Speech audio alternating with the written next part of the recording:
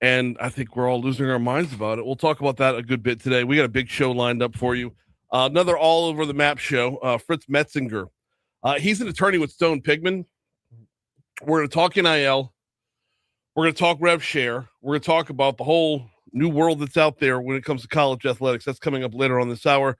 We're going to take you inside the session in our next hour. We've got Southern Palate going to be coming by for Foodie Friday. I'll give you the rest of the rundown later, but right now, let's get you started with top stories and trending.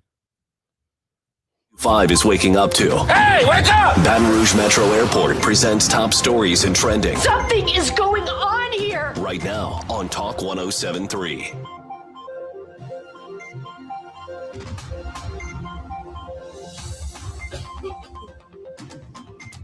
Starting off with a real story from this advocate. Remember that effort to recall Mayor President Sid Edwards? Well, roughly 1 month in, organizers proudly report that they have so far rounded up 10 signatures. No, just let it sit. Oh, okay. Just let it sit. 10. I probably should have had you queue up like a cricket's sound effect. Of course, because I'm like waiting. A real story from this advocate? No, I got this from this advocate, and it's real. So this isn't any kind of spoof. Okay. No, it's real. 10. Number 4. Experts at the state and federal levels are working together to determine a reason for the multiple earthquakes that shook the Red River Parish area. The Louisiana Department of Conservation and Energy said teams are working with experts from the USGS, the U.S. Geological Survey, and colleges around the state. The group's mission is to establish a definitive cause for those earthquakes. Number 3. Tomorrow is Election Day in Baton Rouge, specifically in House District 69. This is the legislative seat formerly held by Paula Davis. So before you head out to the Wearing of the Green Parade, please stop by your local polling place. Number 2. A group of Louisiana journalists has filed a lawsuit seeking access to records detailing how LSU spends public funds on payments to student athletes under new college athletics revenue sharing rules. The lawsuit, filed Thursday in the 19th JDC in Baton Rouge, was brought by reporters from the Louisiana Illuminator, WAFB-TV, and Tiger Rag. My apologies, y'all. I can't get past this cough. After LSU denied their public records request, the journalists argue the spending records should be disclosed because the revenue LSU spends is considered public money. Number 1. We're getting a better look at the wake of the storms that rolled through on Wednesday. Some residents living along Spring Hill Road up in Amite County over in Mississippi has significant damage following Wednesday night's severe weather. There were 6 tornadoes that touched down in Louisiana. No injuries as a result of, and most of the damage is considered minor. There's a look at today's top stories. Now let's find out what's trending. An armed suspect identified as Aman Mohammed Ghazali rammed a truck into a synagogue in Michigan on Thursday afternoon. Officials said no one inside the synagogue was injured in the attack, but the attacker was dead. Okay. All right. Take it. Book's closed on him. You know what's heartbreaking, though? I was watching the video of the teachers and the students, and you can just see the poor kiddos being evacuated from that. But thankfully, all are safe. Mm-hmm. Livy Dunn has been cast as a junior lifeguard in the new Baywatch reboot. So there's Baton Rouge all over that thing because isn't Nader, her last name, Brooke Nader, was cast in it as well. So that's 2 from Baton Rouge right there. I wonder if they're going to pull another eventually. Who else could you pull? I mean, I don't know. Maybe for, what is it, a cameo, potentially? Okay. Come on, Baton Rouge. I mean, you know what? Let me just throw this out there. Maybe Brian Kelly could play David Hasselhoff's character. Stop. Tomorrow is the Wearing of the Green Parade. Best parade of the year in Baton Rouge. It is. It is the best parade Baton Rouge puts on all year long. It is a behemoth, too. God, it is. Yeah. It's a lot. It's a lot. What I love about it, though, it's just different because I grew up in Homa where the Mardi Gras parades, we win big. We win, go big, go home. New Orleans, same thing. It's different with the wearing of the green. Different how? Well, everything's green. They'll throw out fruits. I know they do it in Metairie. I don't think I've ever caught any produce in the Baton Rouge parade. Every now and again, I'll catch like a cuties or an apple. Okay. I mean, not like a full blown cabbage like they do in a Metairie parade, but it's just for once in a lifetime we're not seeing. I'm not even gonna go there with Spanish time, but for once, it's family friendly. I can enjoy it. It's different, and the overpass plays a big role in that. If you are before the overpass, it's very much family friendly. Once you cross the overpass, that home stretch of the parade, it is a raucous party. And it's awesome the way that lays out. You actually do have a separation. You do have a difference because the crowd is different. The parade's the same. The crowd's different, which is all the difference. And I love that. We are at 6:11 at Talk 107.3 FM. The LSU baseball team is on the road. We'll talk about that in just a little bit in our sports segment. Before we get you to our first break, I want to remind you about the Baton Rouge Metro Airport, flybtr.com, flybtr.com. While Congress can't get its you-know-what together to fund the Department of Homeland Security, which means that today TSA agents are going to get a check that says $0 on it. We're seeing delays all around the country as a result of this. We're seeing backups and long lines. Not here. It's business as usual at the Baton Rouge Metro Airport. In fact, we had Mike Edwards on with us, Director of Aviation, on earlier in the week. And he said as much. If you have a 7 a.m. flight, you roll in at 6, you're good to go.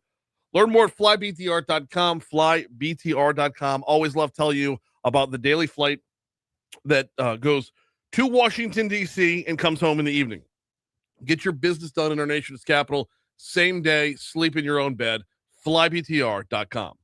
Picture your dream bathroom. Got it? How about making it happen with David Duvall and One Bath and Closets? For more than 3 decades, David's been remodeling homes with a concentration on the most popular room in your home, your bathroom, whether it's a tub to shower conversion or a complete renovation. The great thing about One Bath and Closets is that David handles everything. One company, one contractor, One Bath and Closets. Check out the gallery of his most recent projects and schedule your free in-home consultation online at onebathandclosets.com. That's onebathandclosets.com. I'm Megan Clark of Rufino's Restaurant. Louisiana comes to us to celebrate life, and Rev Business makes it all run smoothly with internet, phone, and TV. Get 6 months free of Rev Business Services. Call or click today. Some restrictions apply.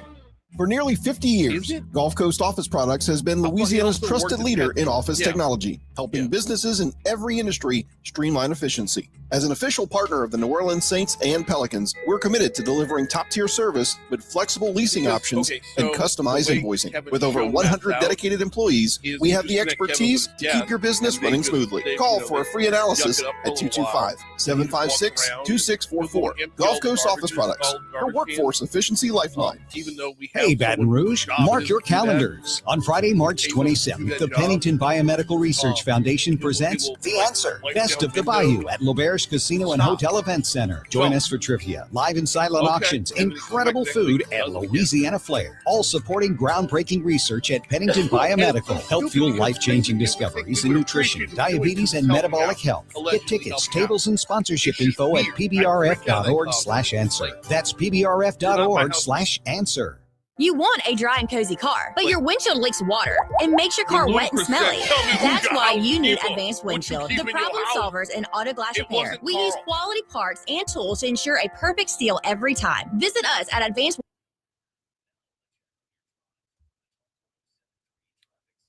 You tell me why. On Friday, March 13th in 2026, Rollout by Ludacris is stuck in my head. Right. That's dumb. So, speaking of Keith, what you got in that room?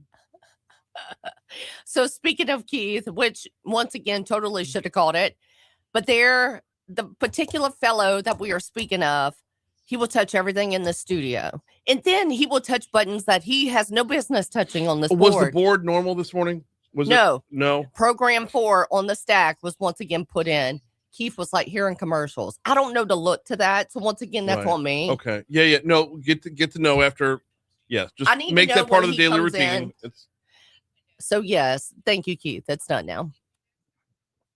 I do think Kevin streams his commercials. Okay. That so I think that's legit. He offers it to like as an added value for his because he sells his stuff separately. That makes sense. Okay, because I thought it was going insane.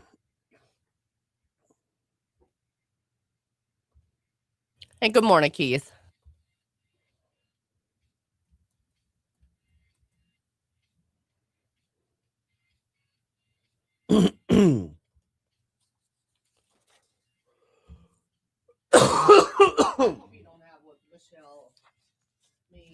It's just a cough. It's a tickle right below the throat. It sucks. 6:15 Talk 107.3 FM WBRP mornings with Brian Haldane rolling right along. It is sports time. Oh, can't wait to dive in here. No, we're not talking about the LSU lawsuit in this particular segment.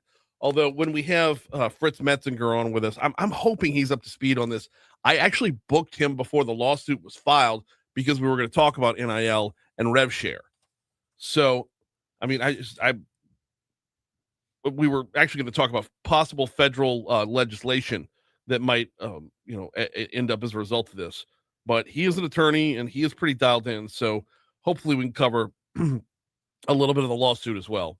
I find it fascinating, by the way, and I'm not up in arms about it. Which just another example of how the NIL world and the rev share world, forget NIL because this is rev share. This isn't NIL. NIL will be a closed book, but in the rev share world, everything's brand new. So we get to walk down, familiar paths, but from a new angle. So looking forward to that. Fritz Metzinger coming up at 6:35. LSU on the road to start off conference play at Vanderbilt, to be specific. SEC play begins tonight. The Tigers are ranked 13th in the SEC in hitting. They've got a team batting average sub 300. They're batting 291 right now. Former LSU star and SEC Network college baseball analyst Todd Walker believes the Tigers are a better hitting team than they've shown thus far. Cut 19, please. When I think hitters, I look to the walk strikeout. Can they handle the bat? Are they handling good approaches? And there's a lot of guys that have at least as many walks and hit by pitches, free passes than they do strikeouts. And that's a sign of a good hitter. And there's a lot of those guys in this lineup. So it's just a matter of time before the balls start falling around.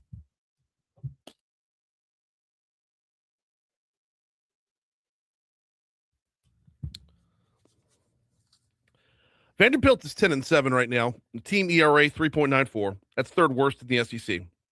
Walker says their best pitcher is Connor Fennell. Cut 20. Remember last year, he was undefeated. In 7 starts, he went 6-0. Big, tall, lanky kid's got command of the fastball with some movement, can trick you with some off speed and hitters counts, that type of thing. First pitch tonight, 6 p.m. Pre-game will be 5:30. That's on our sister station, Eagle 98.1. The 3-game set, of course, runs Friday, Saturday, Sunday. First pitch tomorrow night, 7 p.m., which means 6:30 airtime on Eagle 98.1. And then Sunday, a 3 p.m. start time. After that, LSU will come home to take on Grambling. That'll be a 6:30 game on Tuesday. And then they're home against Oklahoma next weekend. And then home against Kentucky. So they have back-to-back home series in conference play after starting conference play on the road. In the meanwhile, LSU women's basketball, it's just sit and wait right now, right? The ladies are waiting on Selection Sunday and learning where they're going to be seated for the NCAA tournament. Of course, the men are done. We know that. And the men are done. But for Kim Mulkey's team, where are they going to be headed? We will learn on Sunday. Also, though, Flau'jae Johnson was named the inaugural K-Yow Servant Leader of the Year. I saw this over at LSUsports.net and wanted to follow up on it. The K-Yow Cancer Fund has named Flau'jae in their first ever K-Yow Servant Leader of the Year, selected from 66 servant leaders representing 23 conferences nationwide. The award recognizes the student athlete whose leadership, service, and overall impact rise above, including meaningful contributions to the fight against all cancers affecting women. So big old shout out to Flau'jae, always doing well, always doing good, always representing herself and the university at the finest level. 6:20, here's the Fox Business Report.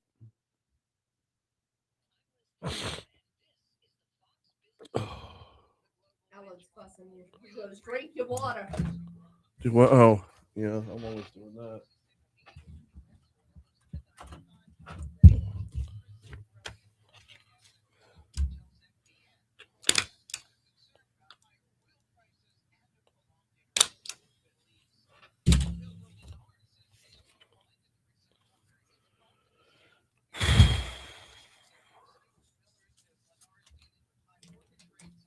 So know this day in history? Do what? Know this day in history? Oh, you know what? We can just stand up for today. No, let's do this day in history at 7:55. Let's go ahead and move that story up to here. Okay. Yeah, I'm completely bricked on the fact that we have somebody at 8:05.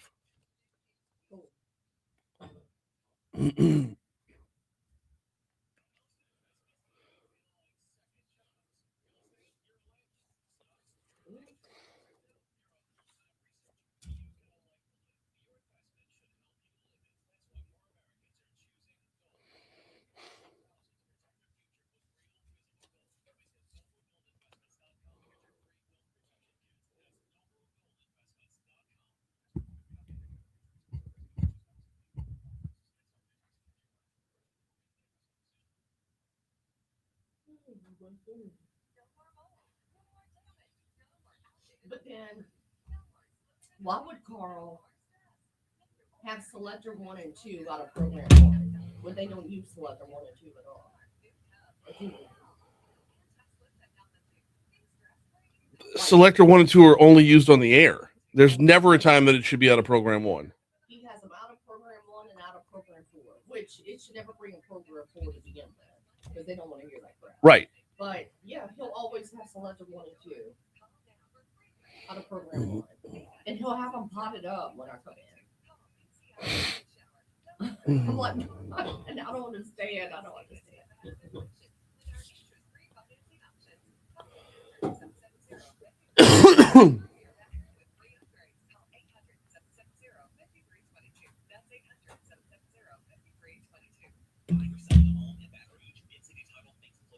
Good morning, Alan. Oh, hell, that's me.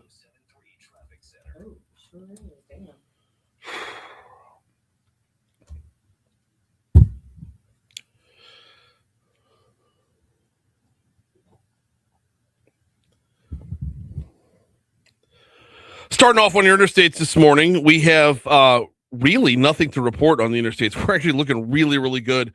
12 West coming in from Livingston looks as good as 10 West coming in from Ascension Parish. 10 East coming in from West Baton Rouge Parish is golden, and 110, both north and southbound. They're beautiful as well. The stretch of 10 that runs through the heart of Baton Rouge is wide open. There's no slowdowns to report at this time. Fridays are normally a little bit more sleepy. Let's hope we can keep it clean as the morning wears on. Now, surface streets, we do have an accident to report. East Baton Rouge Sheriff's Office already on the scene. Highland Road at Airline. Highland Road at Airline is what we're looking at.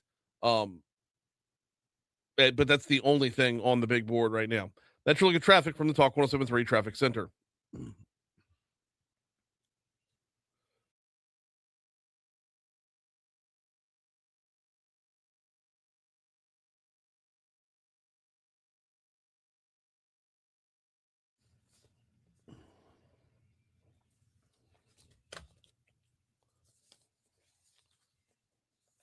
There it is.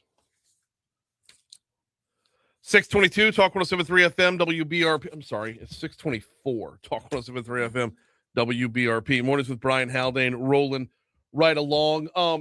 Whoops, I did that. I just accidentally fat fingered a phone button. Coming up our next segment, we're going to speak with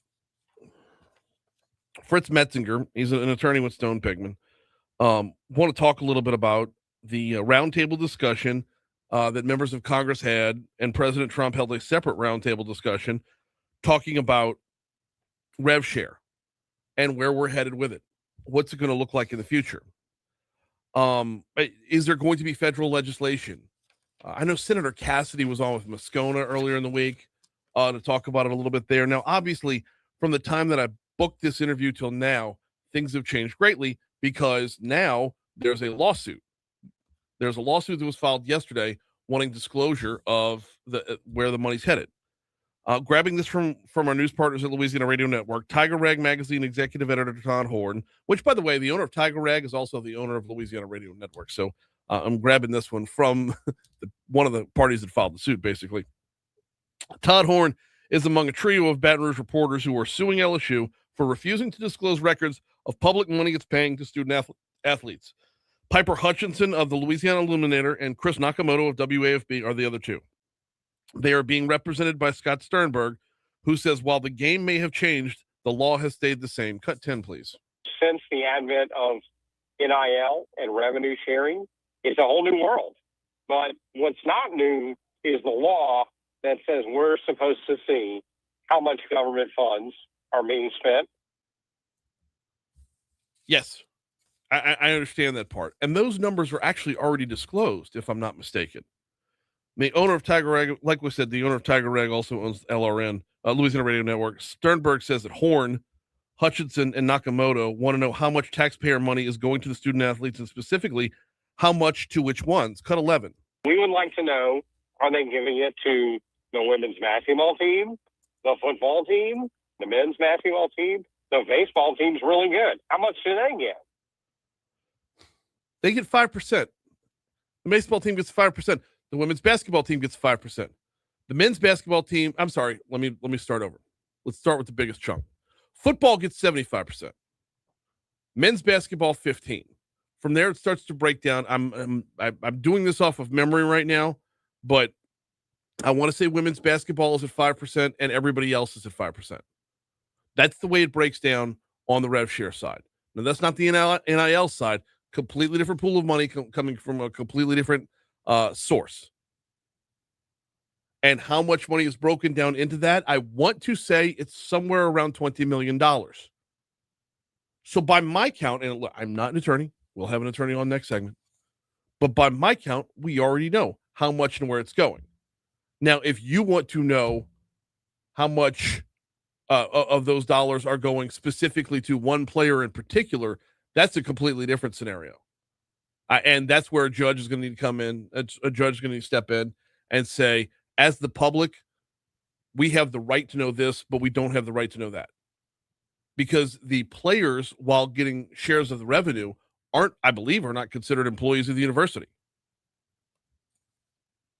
Pool of money starts here. Pool of money divvies up this way. Pool of money to distribute out to these programs. Is that enough for us as the public to know and to run with? Sternberg says other schools in Louisiana are being just as evasive with this information as LSU, and this is likely happening at other schools around the country. He makes it clear that this lawsuit is only about public money. Cut 12. If this money were private money, we don't get to see that. We've never been able to see that. But you're only asking for where it's going privately. Where it's starting from, you have those numbers. The amount of the pool of money, I believe, is readily available. And the percentage of distribution is readily available as well. What you want to know is how much are we paying a running back versus a female point guard. What you want to know is how much are we paying a wide receiver versus a diver. That's the breakdown that you want to know about. And I don't know that it serves the public any benefit to know if our quarterback is making more than our first baseman. So, but look, this is up to a judge to break down. This is what we'll find out. Did a little Google search on the whole thing just to see what I could find out for what's out there. And if you search in Google, and it pulls up the AI overview for it, percentage of rev share broken down by sport for LSU. That's what I typed in. And here's what it told me. Oh, it told me exactly what I just said. I got it right by memory. Okay. Under the new NCAA House settlement, LSU plans to pay the full $20.5 million maximum rev share cap directly to athletes for the 25-26 fiscal year. Football gets 75%. If you do the math, it's 15 to 16 million. Men's basketball, 15%, approximately $3 million. Women's basketball, 5%, or approximately $1 million. And other sports are approximately 5% as well. It'll be divvied up there. So you know how much is going out. You know how much public dollars are going out. And you know percentage-wise they're going to what sport. What you're asking for here is a next step beyond where public goes back to private. And that's the part that the judge is going to have to look at. So I'm not mad at anybody for, you go on Twitter right now and it is insane with the fighting back and forth. This question was going to have to be asked and answered at some point. And that answer might be stifle yourself, but we'll find out. Here's news.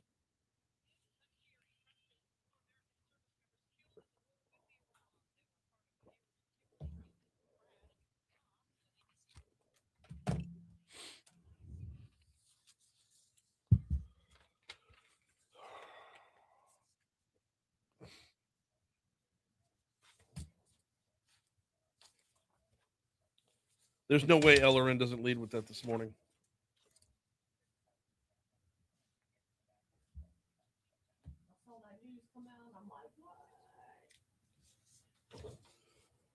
Damn. Yeah.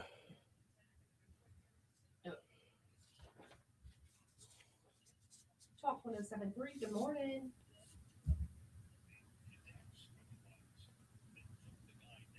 Yes, we're going to be coming to you in about 2 minutes, okay? Okay. That's Fritz? Yes. Hey, Fritz. Hey, it's Brian. You've been on the show before. I mean, it's been a minute, right? Yeah. How dialed in are you on this new lawsuit? Ooh, well, that answers my question, because if you were, you would know. There are 3 different journalists suing LSU right now to get a breakdown of where the dollars are going.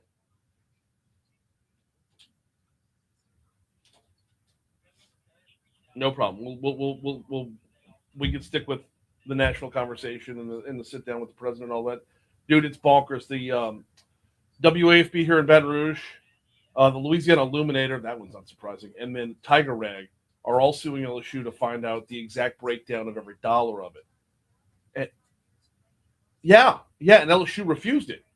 They made the request, and LSU refused it, so now the judge is going to step in. From LSU's end, they know how much is in the rev share pool and what percentage goes to what sport.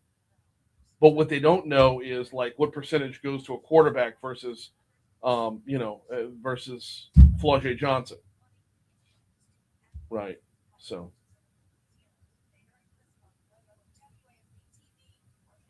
yeah. Well, we're in our local news right now, and then we got traffic, quick break, and weather. So about 2 minutes before we get to you. Okay. Thanks.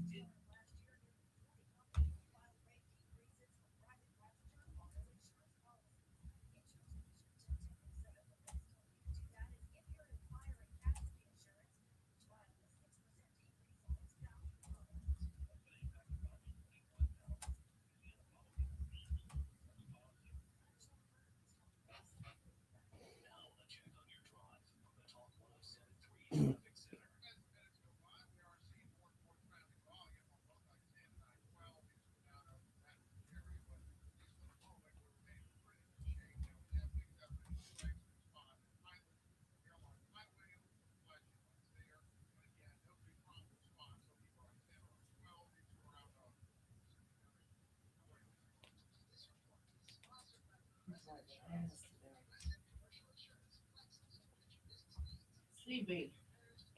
You have a remote? I brought the vehicle back. Well, I always bring the vehicle back. Do you need it after today?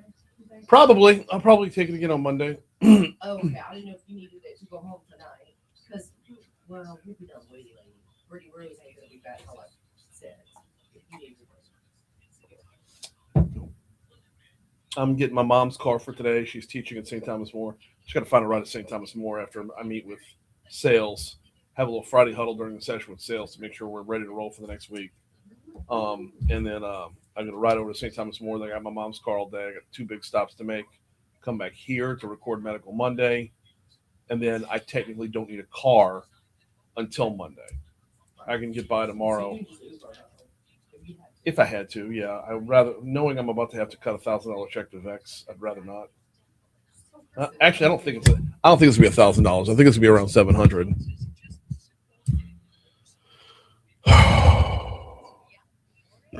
Yeah, they have us doing Rouse's again through Easter. Good. To do the crawfish. I'm like, okay.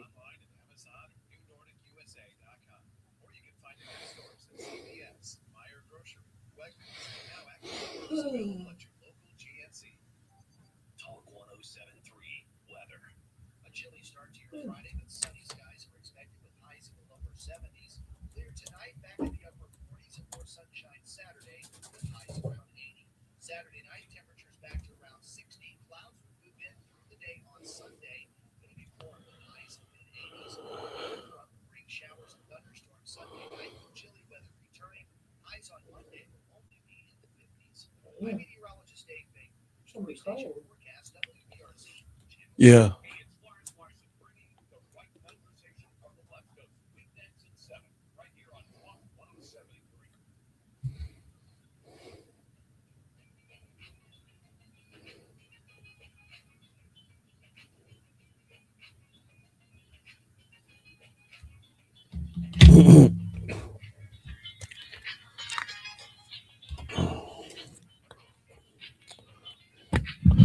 .636 Talk 107.3 FM WBRP mornings with Brian Haldane rolling right along. All right, we're going to pivot the discussion on rev share. We're going to move over from the current lawsuit to the discussions being had on whether or not this is about to take on a whole new meaning on a federal level. Fritz Metzinger is a sports attorney with Stone Pigman, joins us now. Fritz, welcome back to the show, man. It's been a minute. How you doing? It's been a minute, but it's good to be back, Brian. How are you? Good to have you. I'm doing well. Glad to have you on. I hope you are well as well. Yes, sir. Yep. So we've got a lot of ground to cover here, and I want to be very clear. Like the rev share discussion, and I talked to you about this during the break. So there's a lawsuit right now being filed against LSU that I think is going to play into this discussion nationally once it's all said and done. But there's other parts of the rev share discussion that are going on as well. That's what we've got you here for. So let's start with this. The president had a roundtable meeting. Senator Cassidy had a roundtable meeting. A number of other congresspeople had roundtable meetings. What are the possibilities of federal intervention here? Unfortunately, over the past, 6-7 years of following this, I've learned to become pretty skeptical of any federal intervention. Okay.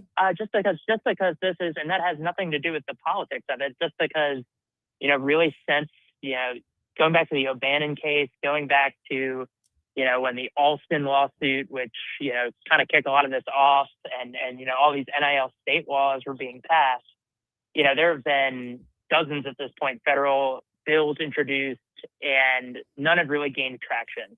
Now, it is a little bit different for, I think, a few of the reasons you just pointed out. One, obviously, there was a pretty well-publicized roundtable last week. The president is getting involved. All the major stakeholders, conference leaders, school leaders were in there. Not as much player representation as some people wanted, but it's still, that's a notable thing. People are dialed into this issue. And two is that there is a bill currently in the House, the SCORE Act, that while it hasn't gotten to a House vote yet, it has probably gotten further than any other bill has. And that one, I think it's balanced in some ways. I think the critics would say it's a little too tilted towards schools and conferences. But I think it also, provides, or, it seeks to provide a measure of kind of the stability that I think a lot of people really want right now.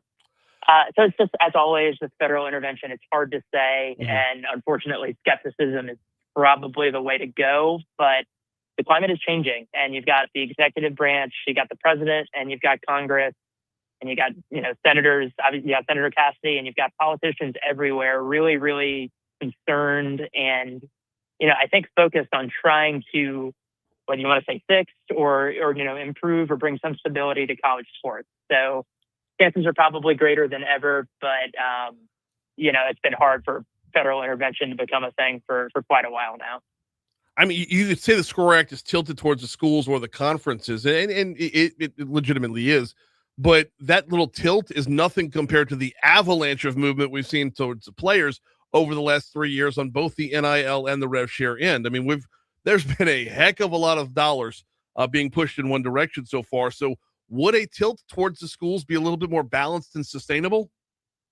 I think that totally depends on your perspective, and I'm just a humble Louisiana lawyer. But I think what I would say, just to be more specific about why player advocates are critical of it, the SCORE Act does what it mainly does is codify some of these house settlement, revenue sharing, and NIL rules. Mm-hmm. That's obviously a good thing for the players. That's the reason the house settlement happened and the reason people agreed to it is that it's a massive improvement on the status quo that student athletes have had for years, and that's a good thing.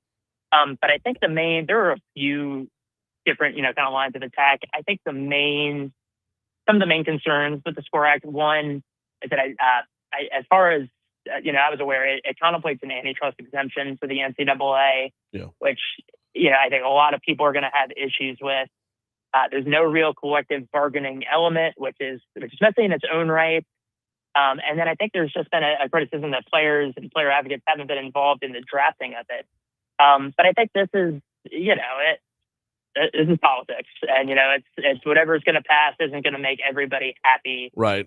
And it's maybe I don't want to comment on whether this is the right balance, but I will say I think even though it is conferences and schools pushing for it, I think the intent behind the SCORE Act is to acknowledge recent changes and that times have changed, but restore a little bit of power to the NCAA, or a little bit of autonomy at least. And so we'll see. Fritz Metzinger with Stone Pigman's our guest. He's a sports attorney. We're talking about the rev share situation. So on the back end of all this, who could possibly regulate college athletics moving forward? Will we look at like an NCAA for the sports end and maybe a separate regulatory governmental agency for the money end? Yeah, so there are a lot of different solutions, and I guess proposed solutions throwing around. There's a legal issue that some scholars have pointed out with any sort of federal intervention and the NCAA remaining in power. Kind of what's known, I guess, broadly as the non-delegation doctrine or the non-delegation clause, and essentially that's just that the federal government's not supposed to pass laws that empower private organizations to regulate, to regulate on their behalf. So that's a whole other constitutional issue that really hasn't gotten much traction in the media, but that can become an issue. But yes, in terms of whether the NCAA continues to oversee all of these sports, I think the big one that people have talked about, I'm pretty sure Greg Sankey talked earlier about at least two of his schools want to do this, is the idea of power conference schools spinning off their football programs and having some sort of separate, kind of super league, for lack of a better term, or some sort of entity regulate those sports, because so much of the money is tied up in football, and so much of the conference realignment kind of chaos is tied up in football, that it might just be better for everyone involved that if those sports spin off. So, Go ahead. No. And the only other thing I was going to mention is, the idea of collective bargaining. I know some schools have voluntarily pushed for that. Yeah. Kind of spinning off the money into some sort of, kind of like what the Actors Guild does, and having like a players union handle the money aspect of it. There are a lot of different solutions. There's no real sense of where this could go legally, or, what has the most momentum. Personally, I believe that unionization would make college athletics unsustainable. They would have to wipe the slate clean of everything and start over again with only the sports that are profitable, which is where my next question is going to come in. And that's about Title IX. When we look at rev share, there are sports that do not make money that do get a share of the revenue. Now, football's getting the bulk of it at LSU. 75% of their $20 million worth of rev share, 75% of that goes to football. But throughout all this, throughout these talks and proposals, how does Title IX fit into this? And is it going to be a matter of like the market decides, if you make money, you get money?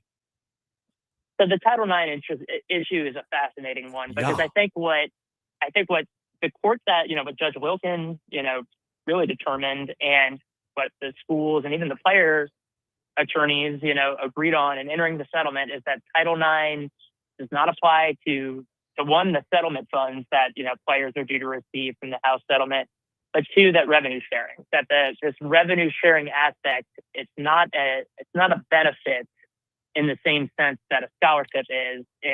revenue. It's tied to players' right of publicity, and right of publicity is not something governed by Title IX.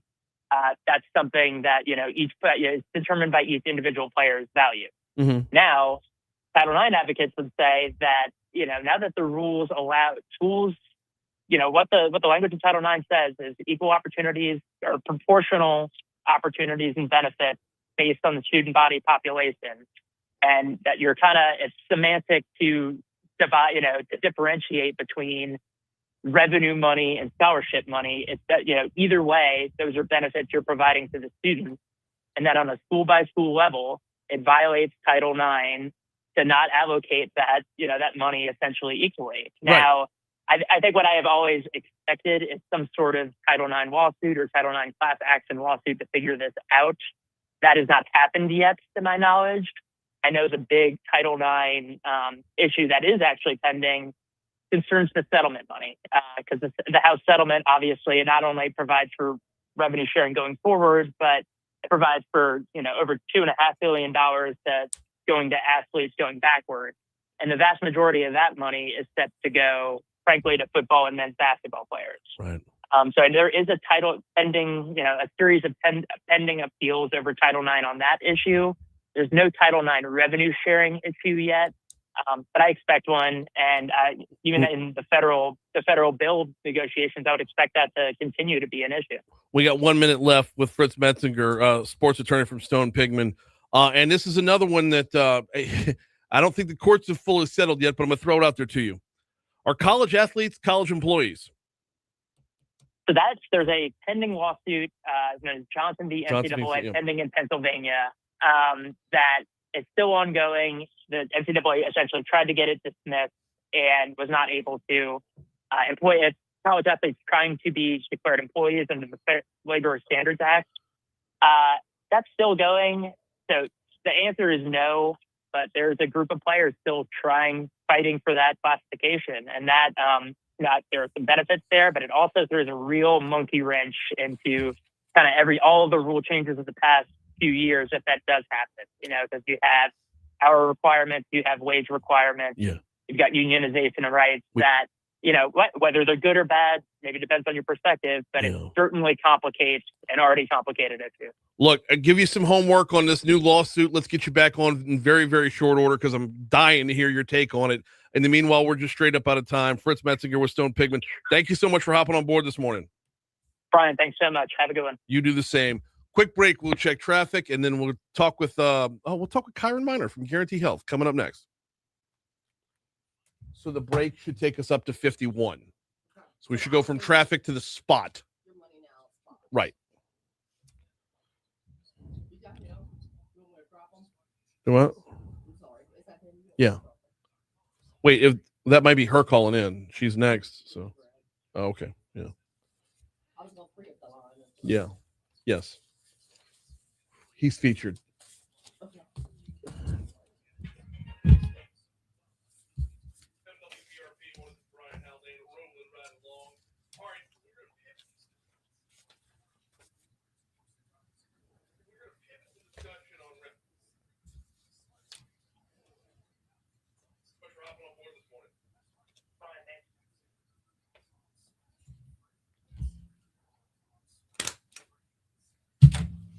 All right. So NeuroJust and Guaranty Health are both guests today. So I don't have to do their spots. That's not a thing. I just made up that rule.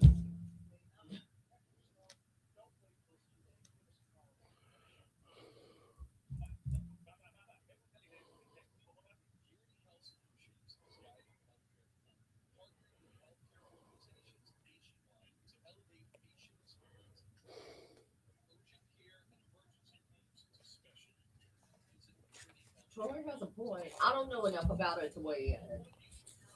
But Troy brought up a good question. Which is what?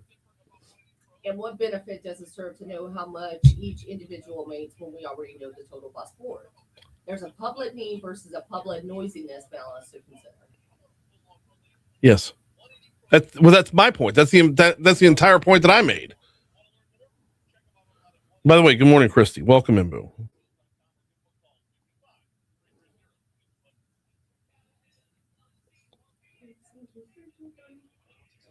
Give me the number because I can call her. I don't have her number. I don't think. Hang on.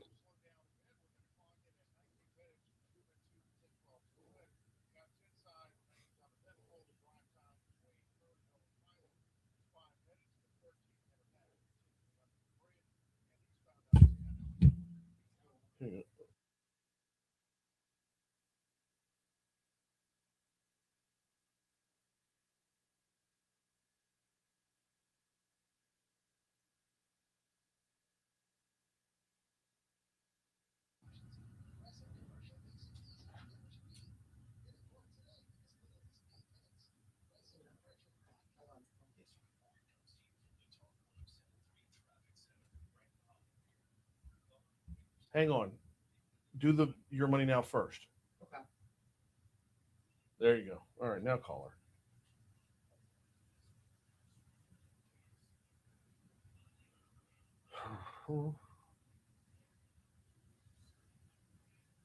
And who am I calling? I'm sorry. Kyron Miner. Hi, is this Kyra? Kyron. Kyran. Okay, so sorry. Morning for Brian Haldane, Talk 107.3. We'll come to you in about 1 minute, okay? Okay, no problem.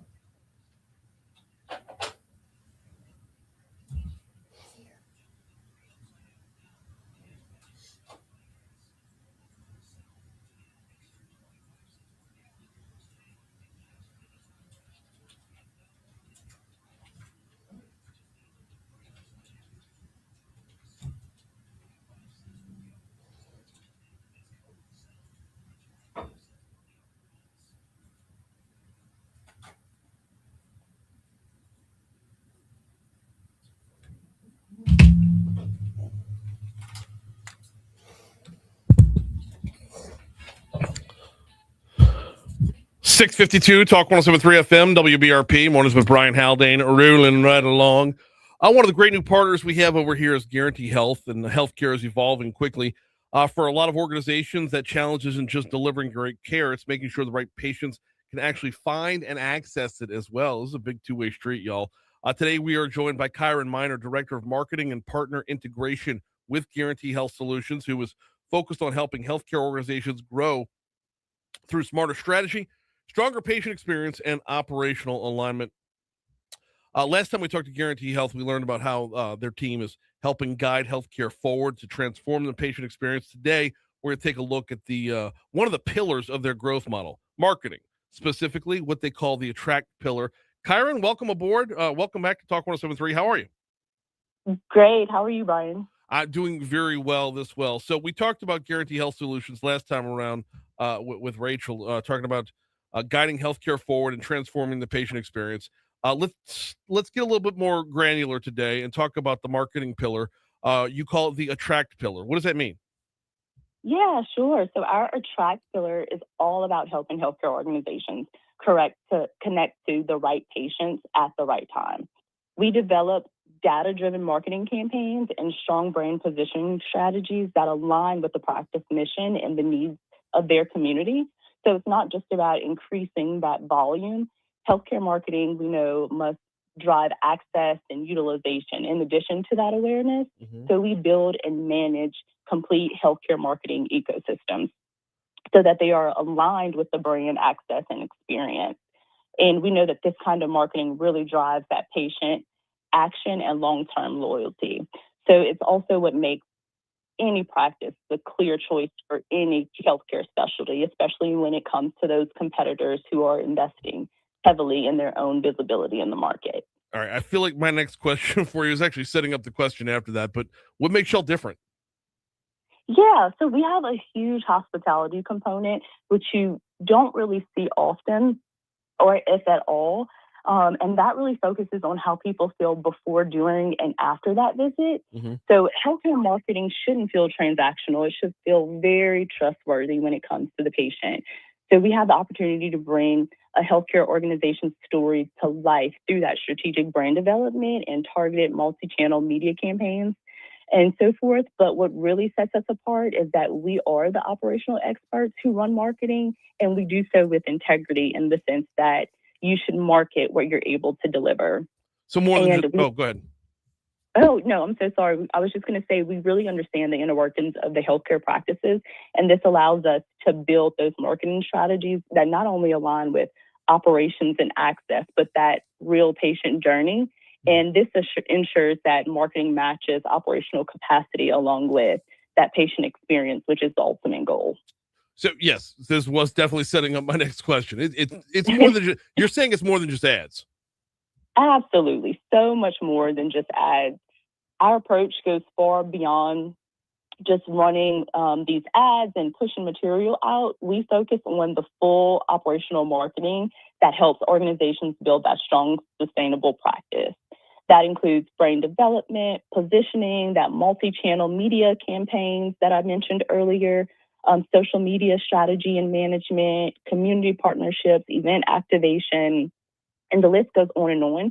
But we look internally, and marketing should also support recruiting the right team members and strengthening that retention and improving patient access. So just aligning the entire organization around those mission, vision, and values. Mm-hmm. And what that could also include is just internal marketing initiatives like signage and in-clinic experience, team member communication strategies, culture building. So those are all efforts that we make to ensure that touch points reflect the brand. Kyron Miner is the Director of Marketing and Partner Integration with Guaranty Health Solutions. We're chatting for just a little bit about what they do and more specifically on the marketing end. Okay, so we know what you're looking at from, building that ecosystem, but who is it directed for? Who is your marketing service ideal for?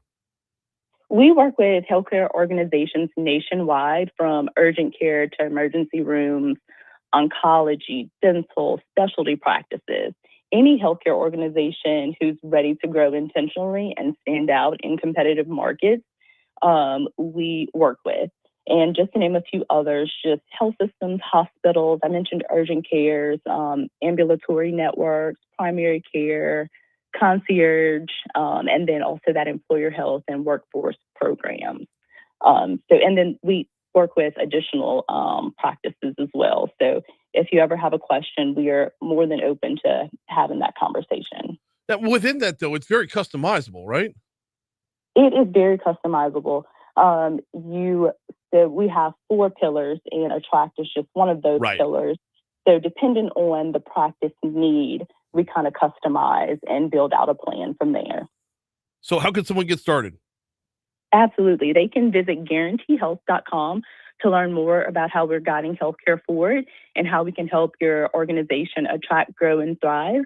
You can also call us directly at 225-290-7534 or reach out to us by email at info@guaranteehealth.com and schedule your consultation today. And just a reminder, you can also find us on social media on Facebook, Instagram, and LinkedIn for Guaranty Health Solutions. She is Kyron Miner, the Director of Marketing and Partner Integration with Guaranty Health Solutions.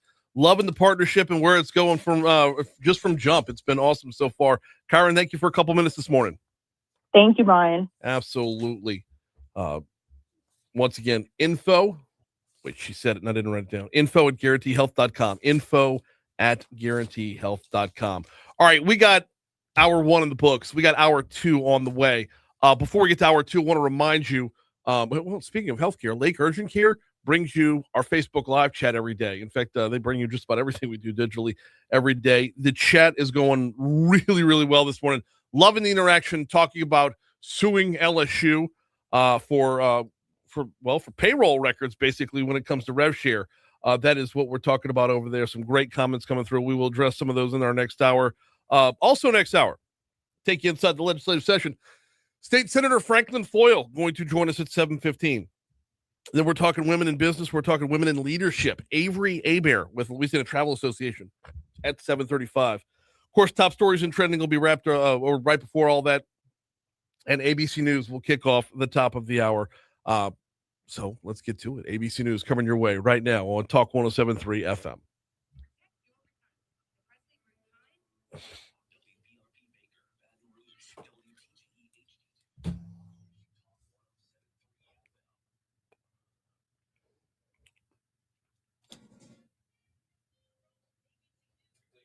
Dwayne says, of course they are employees. By the way, how are you, Dwayne? It's been a minute, man. I ain't seen you in a while. Of course they're employees. Are they, though? They're scholarship recipients, but not every scholarship recipient is an employee, right? And they... This is where the courts are having a problem in the... what was the case? Johnson versus NCAA. It's still an unsettled case. Now, every day that ticks by, it's looking more and more like it's going to end up that way. But the problem you have is once they become employees, they can unionize. And once they unionize, costs are going to skyrocket. And once costs skyrocket, the NCAA as we know it is going to cease to exist. It's going to come back in some different form, but it's not going to be college athletics anymore.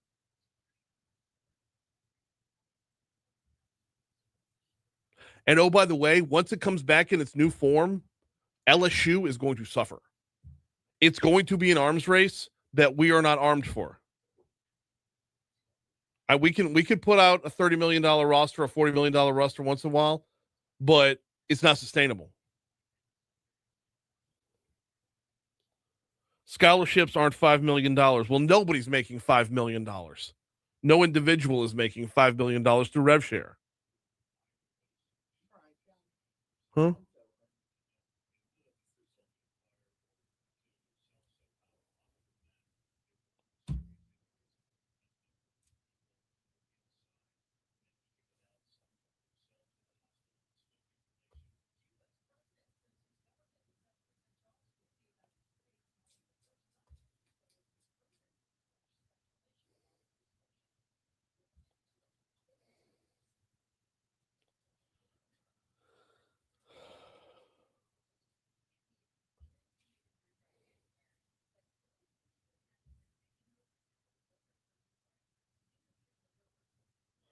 Byron says, I'd wager that the athletes get rev share, get at least a 1099, making them contract employees. Rev share is no different than an employee working on commission. Dwayne, you got this man fired up. Dwayne and I have been friends a long time. He's a good dude.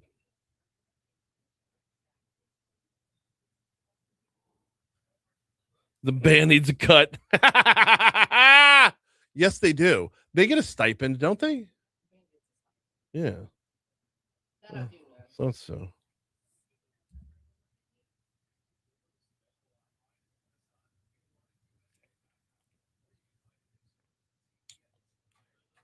But earlier on in the conversation, Dwayne says if we could see how much a professor or janitor makes at LSU, why not the athletes too?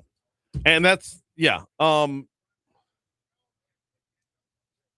If I'm not mistaken, though, yeah, well, you can see how much a professor makes. You see how much the librarian makes, but I don't think you see how much the student workers make.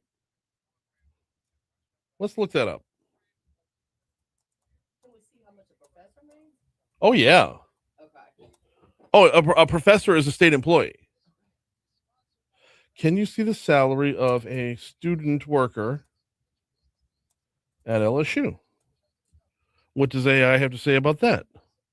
Yes, you can find general salary information and estimated pay rates for student workers at Louisiana State University, although specific individual salaries are not typically public.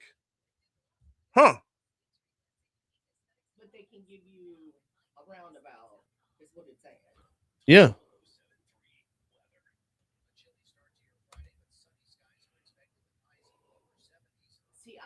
Most student workers make between $10 and $16 an hour, according to Glassdoor submissions.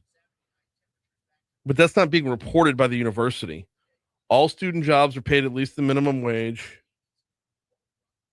Undergraduate researchers start at $12 an hour. Project grant recipients, $15 an hour. So you know what job descriptions... Oh, this is fascinating. Yeah, I know. That's the whole point, though, right?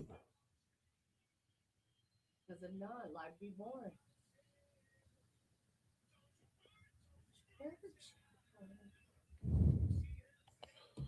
Don't you worry, Brian.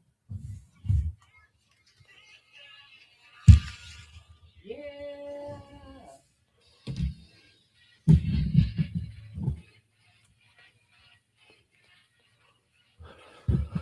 7:05, Talk 107.3 FM, WBRP, Mornings with Brian Haldane, rolling right along. Oh, my goodness gracious. The conversation going on in the chat is just fantastic. Love it, love it, love it, love it. Asking all the right questions.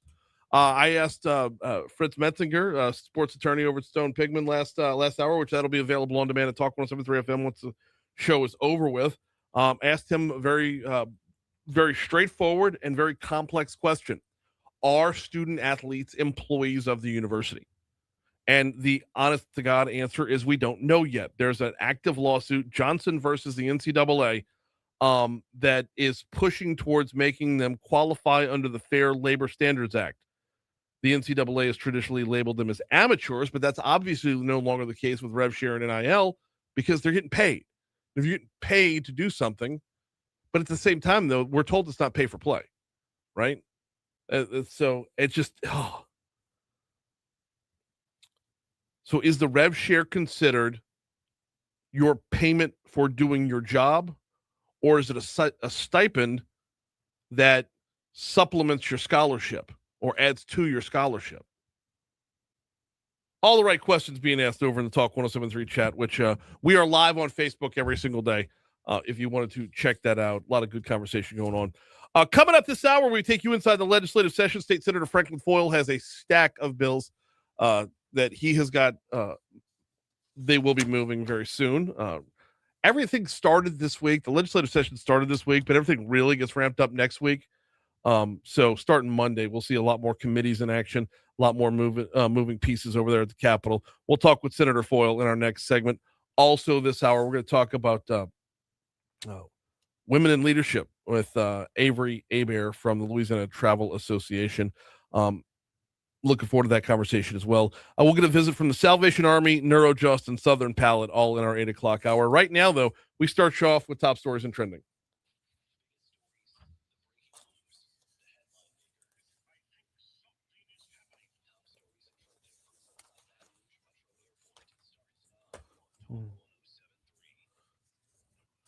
Did I forget to remind you that we're at 42 degrees to start off the 7 o'clock hour as we broadcast live from the 180 Pro studio? I feel it, but you did not. Maybe I need a hard boot from 180 Pros. I know I need one. Maybe my network is down and I need to call 180 Pros at 330-2200. Maybe. Is it plugged in, Maybe. Brian? Well, Are you plugged in? My coffee is in the on position, but I don't know if I am.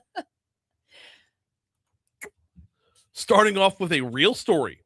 A real news story from the Sadvocate. This is not satire. This is not spoof. This is a real story. Okay, Dave. Right. Remember that effort to recall Mayor President Sid Edwards? Well, roughly 1 month in, organizers proudly report that they have so far rounded up 10 signatures. Not a typo. You did not hear me wrong. Where was my crickets? Had an hour to go get that. Experts at the state and federal levels are working together to determine a reason for the multiple earthquakes that shook the Red River Parish area this week. Oh, and last weekend as well. Louisiana Department of Conservation and Energy said teams are working with experts from the USGS, the U.S. Geological Survey, and colleges around the state. The group's mission is to establish a definitive cause for those earthquakes. Tomorrow's election day here in Baton Rouge, specifically in House District 69. Now, this is the legislative seat that was formerly held by Paula Davis. So before you head out to the Wearing of the Green tomorrow, please stop by your polling place because let's be honest, once you get out there, you ain't going to vote. Take you over to St. Helena Parish, where state police are investigating a shooting involving a St. Helena deputy. The suspect is in custody. State Police Bureau of Investigations is investigating. According to troopers, the shooting happened around 8 p.m. on Willie Redden Road near LA 10 in Greensburg. Information was, as WBRZ is putting it, scant, but troopers said that one suspect was taken into custody after the shooting, that neither deputies nor the suspect were injured. And like we said, this is an active investigation. A group of Louisiana journalists has filed a lawsuit seeking access to records detailing how LSU spends public funds on payments to student athletes under new college athletics revenue sharing rules. The lawsuit, filed Thursday in the 19th JDC here in Baton Rouge, was brought by reporters from the Louisiana Illuminator, WAFB, and Tiger Rag after LSU denied their public records requests The journalists argue the spending record should be disclosed because the revenue LSU spends is considered public money.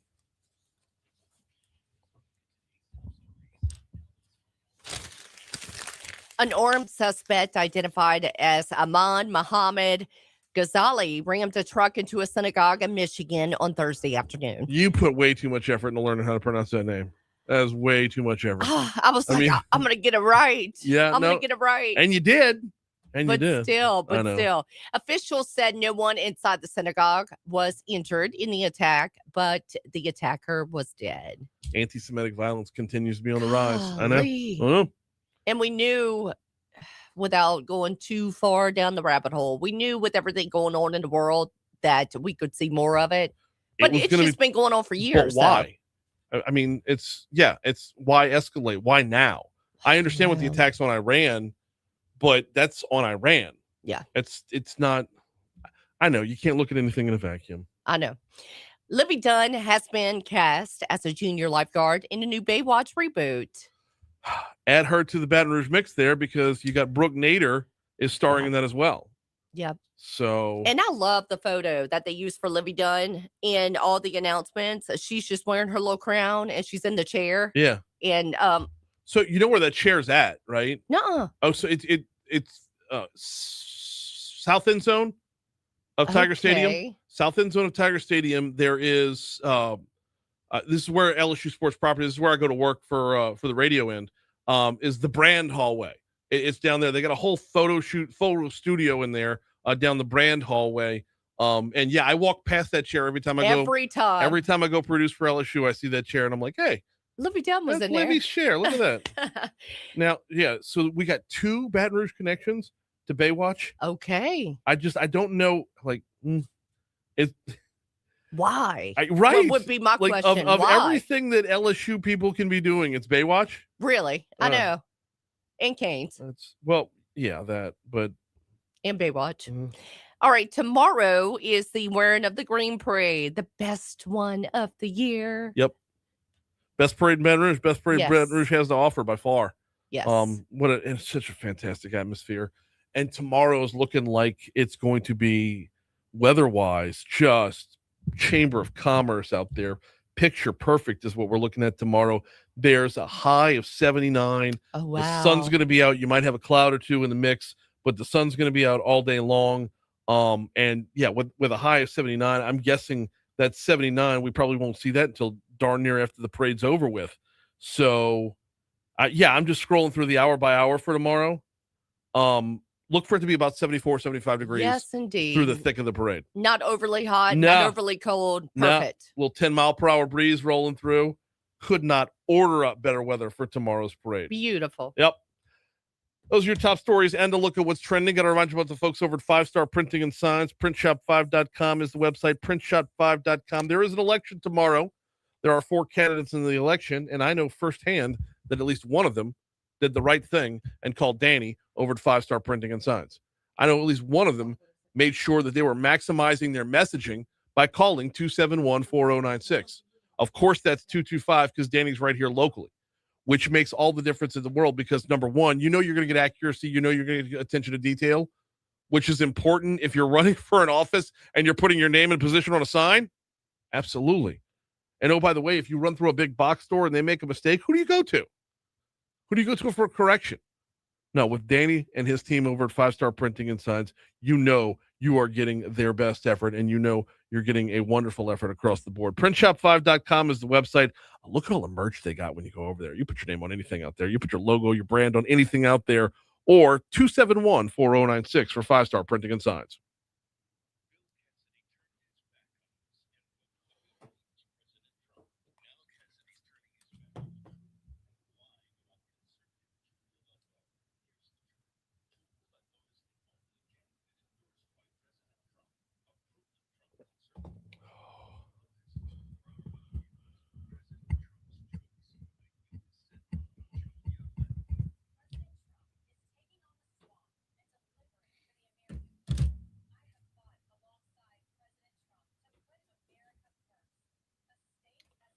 This is a way better commercial than that one that was like questionably dubbed. No. The one that was questionably dubbed where like you have Donald Trump on the front end and then Donald Trump on the back end.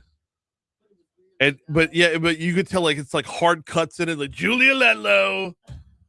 And then on the back end, she's doing a great job. And it's like, what was in the middle of that? Like, this sounds like you just, mad lib this thing. But I love it. Julia Letlow.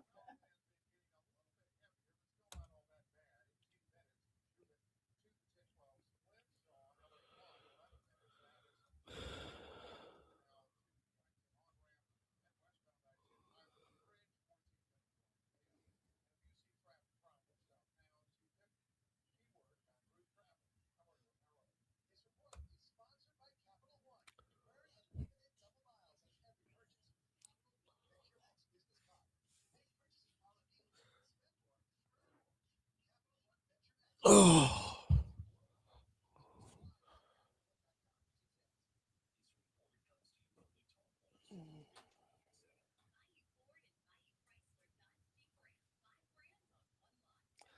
What was Hasselhoff's character's name in Baywatch? Was it Mitch Buchanan? Was that it? I want to say that sounds. I don't know why I know that. I don't know that I ever watched an episode of Baywatch. I rarely ever watch Baywatch. I think it was Mitch Buchanan, and I think I only remember that because of the Comedy Central roast of David Hasselhoff. So would it be Lane Kiffin could play Mitch Buchanan, doing some beach yoga?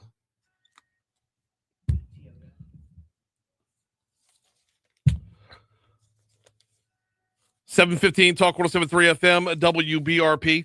Mornings with Brian Haldane rolling right along. Time to take you inside the legislative session. Time to welcome back to the show State Senator Franklin Foyle. Senator Foyle, welcome back. How are you, sir?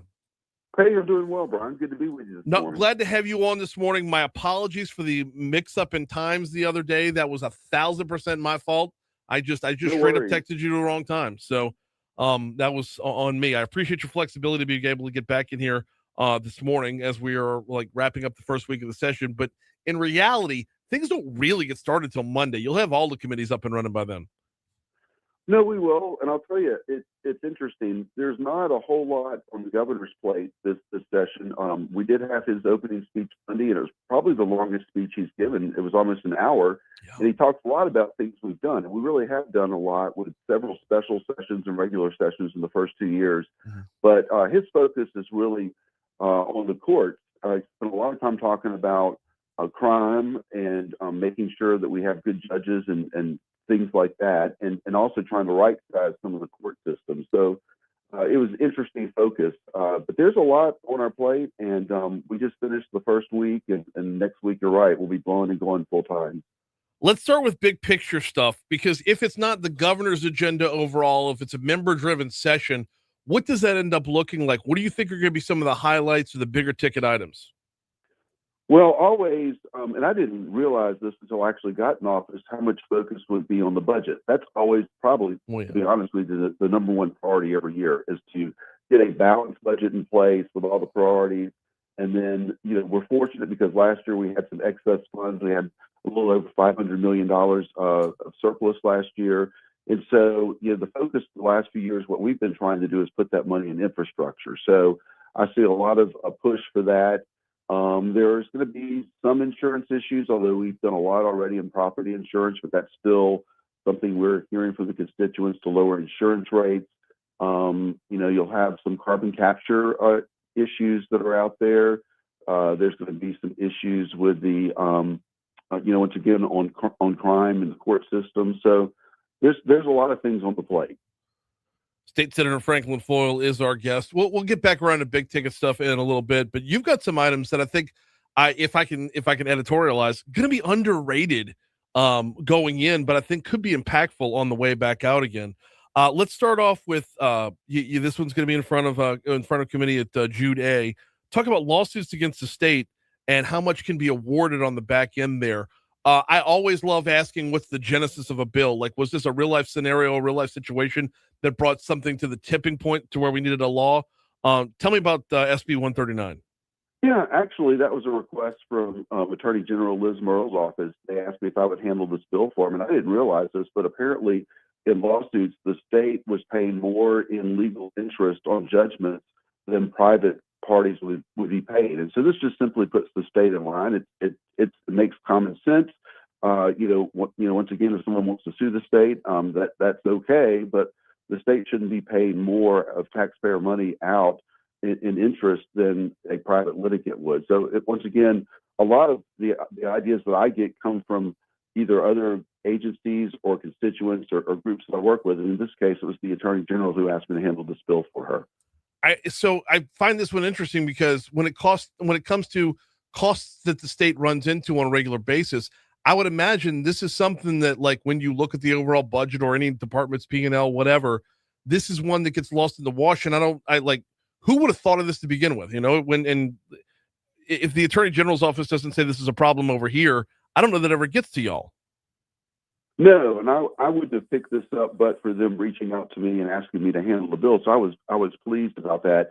And unfortunately, the state does get a lot of lawsuits filed against the state, and these are liabilities that you cannot predict necessarily. And so once again, it's common sense, in my opinion, legislation to keep us in line.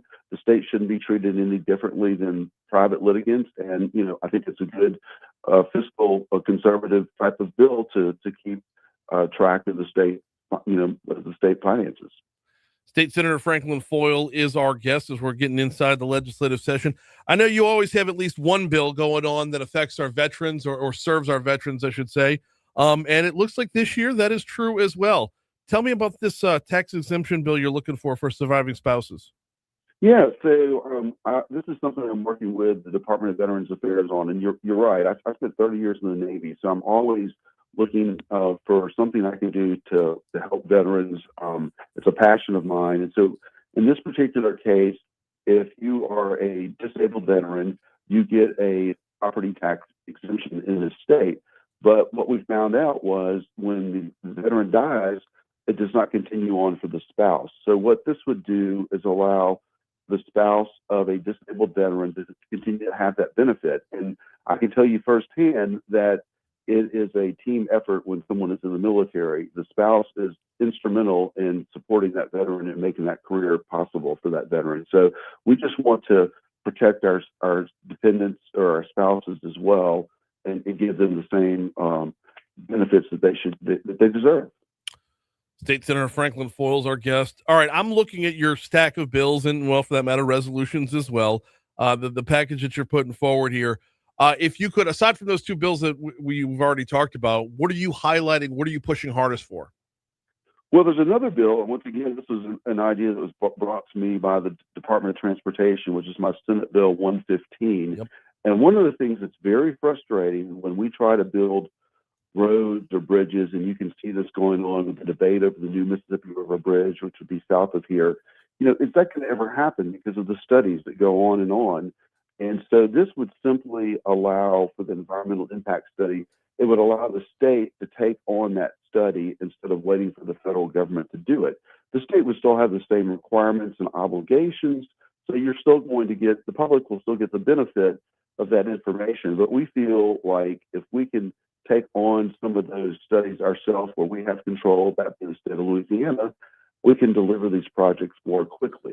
And, I was reading the paper today. In fact, they're still working and hoping to have a new location for the Mississippi River Bridge by the end of this year. But then there can still be more environmental studies after that. So, once again, the public wants to see results. We're trying to put more money in infrastructure, but they want to see results happen. Okay, follow-up question on that, and this is where I got confused reading the digest on that. Is that up to us though? Like, can we tell the federal government? To step aside, or will the federal government have something to say about that? No, they have to allow us to do it, but we have to put this in statute to give us the ability to act in their place. So it would be a partnership. Right now, I think we're in a great position with the federal government to do a lot of these things. I mean, we have, obviously the Speaker of the House and Congress, the governor has a good relationship with the president. Mm-hmm. So we're in a good position right now to take on some of these obligations. But at the end of the day, yes, the federal government would have to allow us to do it. But right now, I think we're in a good position to capitalize on this. We've got State Senator Franklin Foyle with us. One bill that caught my eye, I'm super duper curious about, the Senate Bill 181, talking about nonprofit healthcare organizations and charitable gambling. Are we legislating bingo night over here? Funny you ask. Once again, that was another request. Every year, the Lady of the Lake does a raffle of a car. They do a vehicle raffle. Yeah. And they found that they were having trouble with the current laws, where it was putting them in a bad position. And so we were just clarifying that there is nothing wrong for the Lady of the Lake or any other healthcare operation if they want to have a raffle, and it's a charitable raffle. It's a nonprofit organization. That is not gambling. It's permissible, and they don't have to have a gambling license, and that's what that does. All right. We're very familiar with that raffle every time it comes around, because they don't give away just one car. I believe it's a handful of them, if I'm not mistaken. No, you're right. And it's for a great cause. It's a great hospital system, and it's simply a way for them to raise money.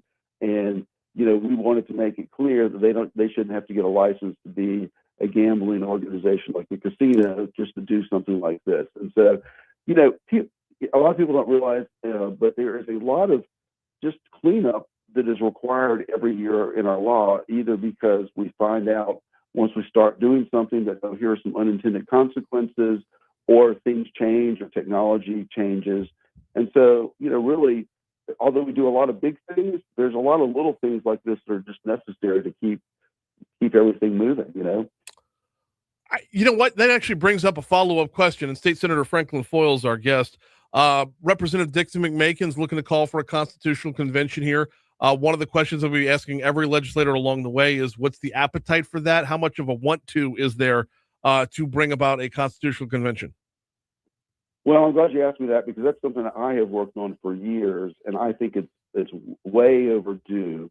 I thought we had a chance in the first year of Jeff Landry's term to get that done. He was very interested in getting it done. It requires a big effort from the governor to get it done, and he was all behind it. And unfortunately, we were not able to bring it together. So, as much as I would like to see it happen, and I will support it, I think it's probably a long shot that it will happen, this year. I think, once again, we'll have elections in 2 years.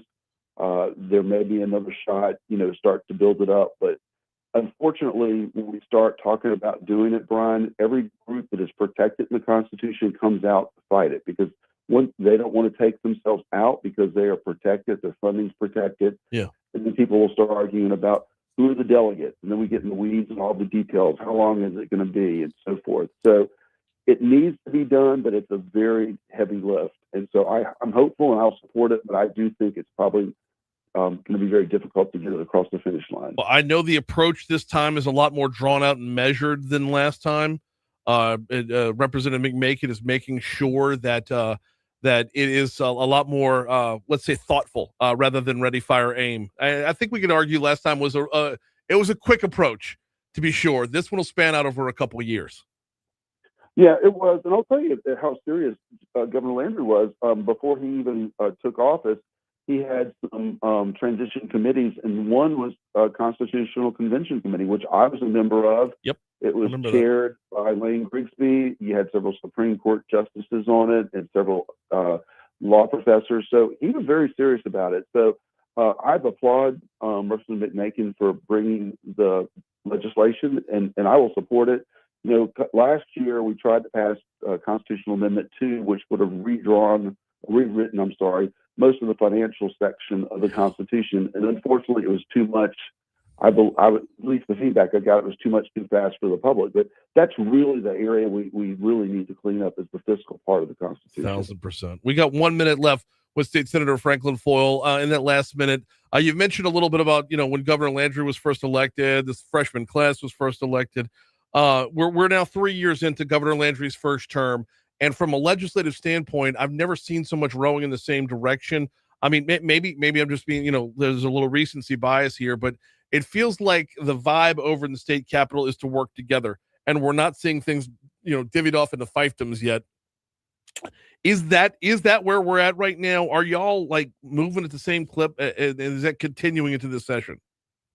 Yeah, I think we are, and there's been a lot of focus on economic development and our fiscal situation in the state. I mean, the fiscal reform session we did last year with the taxes, we made some really great strides. And so there's a lot of appetite to get more businesses here to make our state more business friendly, and there's an appetite to try to get our income tax eliminated.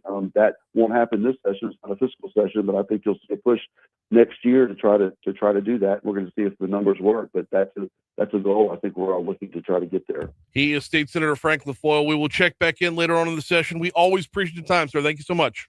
Thank you, Brian. Take care. Bye-bye. You too. 7:30. Here's news. Let me go let my next guest down. Ow.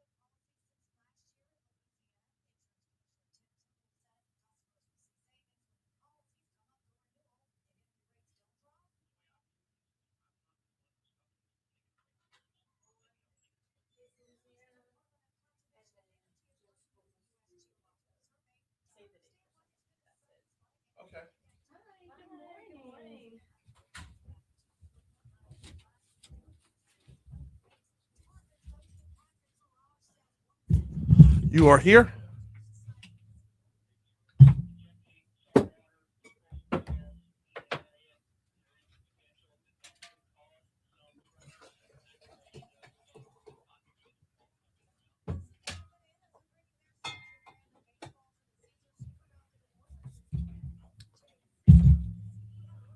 When's the Taste of Louisiana? Taste Louisiana is October 21st. Where is it? Chicago. City. We've never been. Chicago. I've never been to Chicago, but we've also the program has never gone to Chicago. Oh, well, I see what you We've mean. never You done did it personally though. Yes, and we've never done it in the Midwest either. We did Denver 2 years ago, and that was the furthest west we've gone, and now this is the furthest north we've gone. We do all the other cities we've been going to are a lot more regionally focused. So we've done Houston, Dallas, Atlanta, Savannah, Charleston, Charlotte, Nashville. Chris came on. He was like, "No, we're going out there." So we did Denver, New York, and now Chicago. I'm like, next thing you know, he's gonna be like, 2027, we're going to LA. That's what we're waiting on. I mean, you might as well. The lieutenant governor's been putting Louisiana in a tournament of roses parade every year, so Yeah. It's there for it. I mean, it'd be like bang bang, we hit them in October at culinary, and then they'd come up. The lieutenant governor and his team would come a few months later. Okay, so is this called? It's just Taste Louisiana. No, sorry.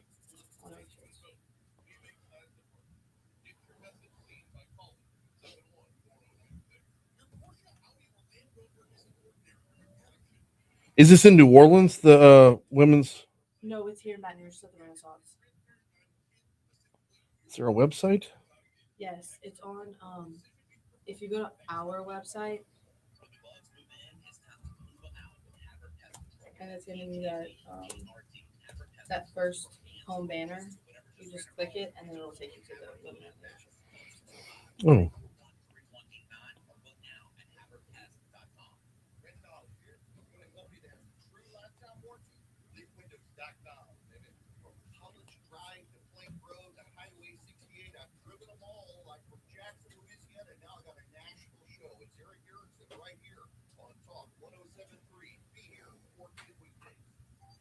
Talk 107.3 weather.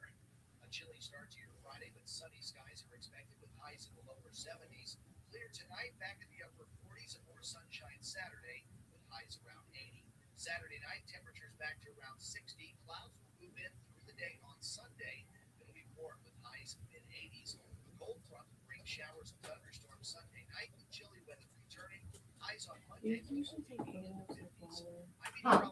take photos of flowers. Yes. I know Chris wanted to make sure we got some photos. Oh yeah, So I'll take some photos, and I can airdrop them to you. When we get off. Yeah. So what time does it actually start, Brian? What? The segment. Now. Oh. And we're live on Facebook too. I should have mentioned that. 736 Talk 107.3 FM WBRP mornings with Brian Haldane rolling right along. We're going to pivot here in just a second, moving from the legislative session over to a forum that's coming up next month that you're going to want to know about. I do need to remind you about the folks over at Landmark Bank. LandmarkBankLA.com is their website. LandmarkBankLA.com started in 1897 as a community bank, and here in 2026 they remain a community bank. Now, they've grown to a few other communities along the way. And if you visit landmarkbankla.com, hit the About Us tab, you'll get locations from there to learn which communities they're in. And if they're in your community, I highly recommend utilizing their services. Whether you're talking about your personal banking, business banking, either way, they've got you covered. When you have a community bank, you have a banker, someone you can call on, someone you can sit down with and talk things out with. You're not just answering to, or you're not just dealing with someone who answers to someone. You are dealing with your banker. Learn more at landmarkbankla.com. All right, Avery Hebert from the Louisiana Travel Association is with us right now. I want to talk about the Women in Leadership Forum that's coming up. Probably want to pick your brain about a few things this morning, but let's start right there. Women in Leadership, what is it? So this is a completely new, revamped event.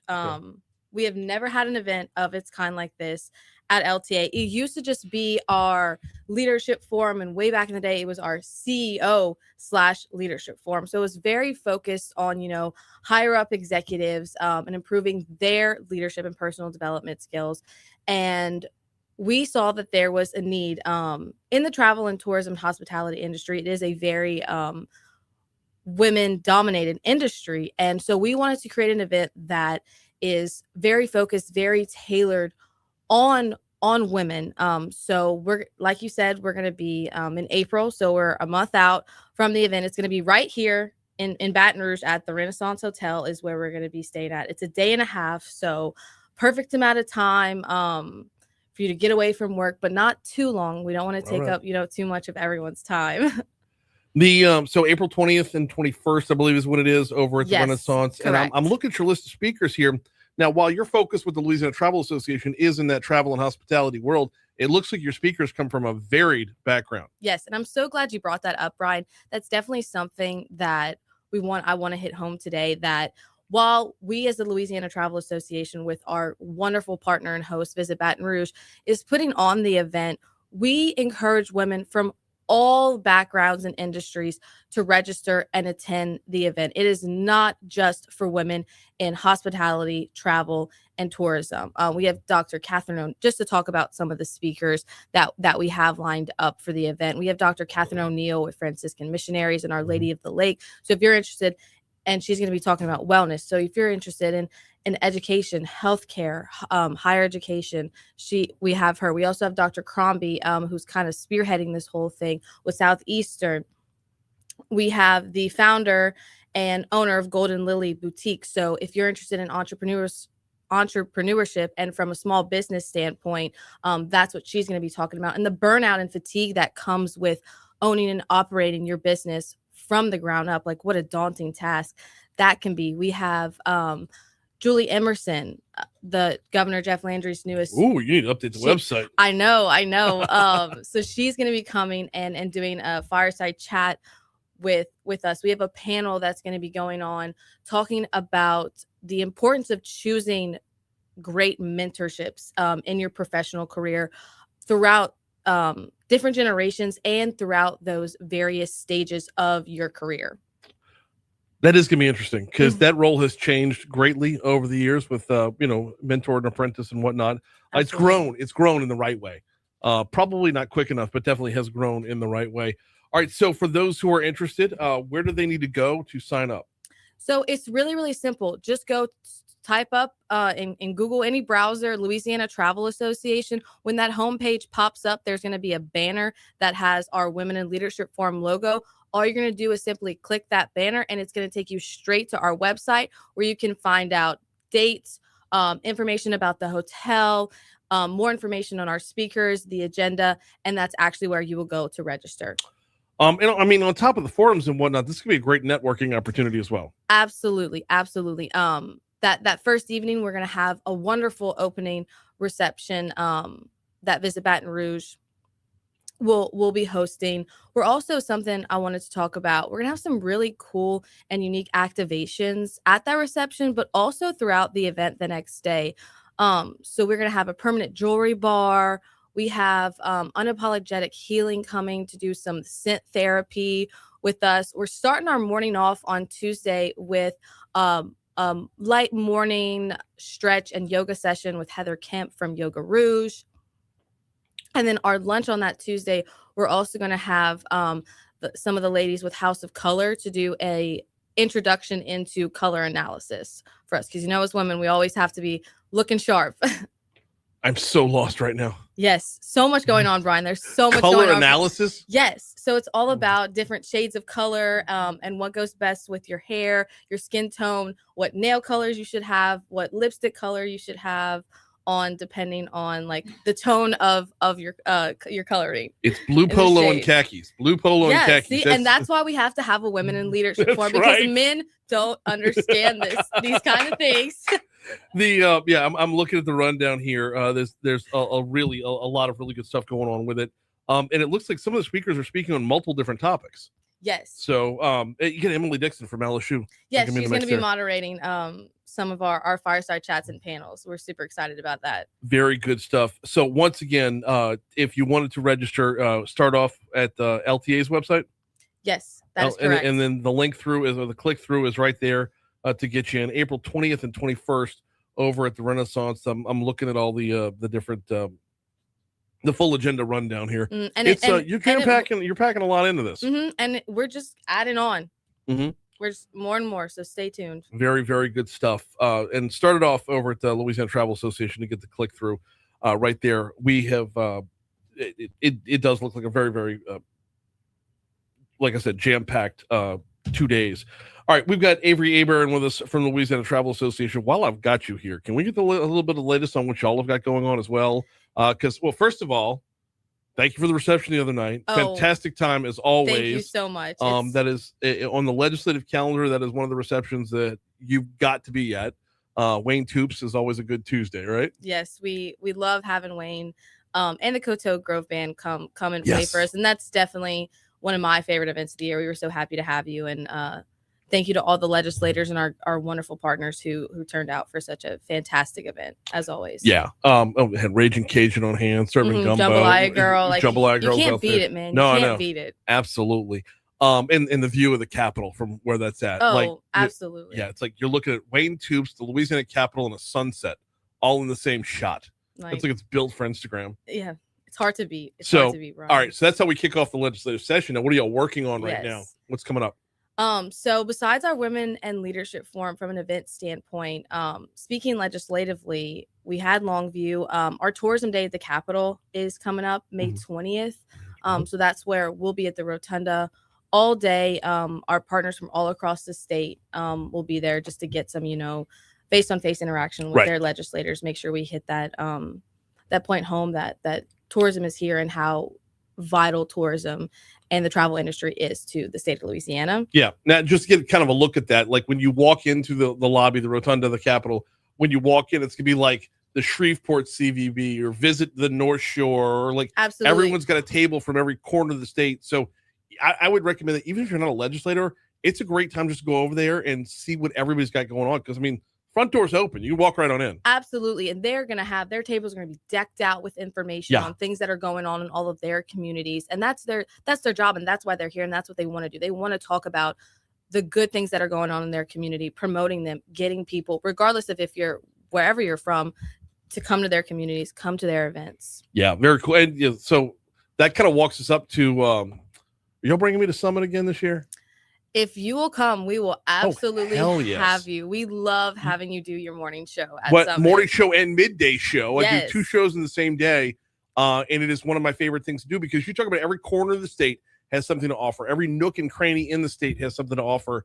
And we just churn through this guest list of, honestly, my question list is tell me why you're awesome. That's basically it. No matter where you're from in Louisiana, there's a reason to go visit. And we talk with everybody about it. So what's coming up for Summit? Yes, so Summit is in August, just like normal. It's going to be August 18th through the 20th, and we're going to be in New Orleans this year. We're staying at the JW Marriott, right on Canal Street. Okay, is where we're going to be. And I don't want to reveal too much for Summit this year, but we do have some very special things planned. I will say that registration will be live for that in the next few months. So. All the listeners out there, stay tuned for that. That's definitely, if there's one event of ours that you should come to, I mean, come to every event, but Summit is our largest educational event of the year. We've got Avery Hebert for about 2 more minutes talking about what's going on with the Louisiana Travel Association. All right, these are all things happening here. Yes. Part of y'all's job is to make sure people elsewhere know to come here. That's right. What's on tap on that front?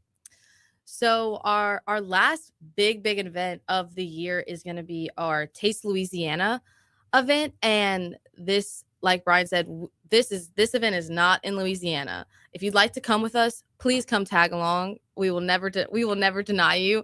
But so we go to a different city every single year. We've been to New York, Denver, Atlanta, Nashville, Houston, Dallas, and we take chefs from all across the state and we sort of take over that city culinarily, to speak. And we have they make their signature dishes. Usually a band's playing. Last year we had Wayne Toops, because we all love some Wayne Toops. We have signature drinks, signature cocktails that come. We have media from that city come to make sure we're getting that good exposure.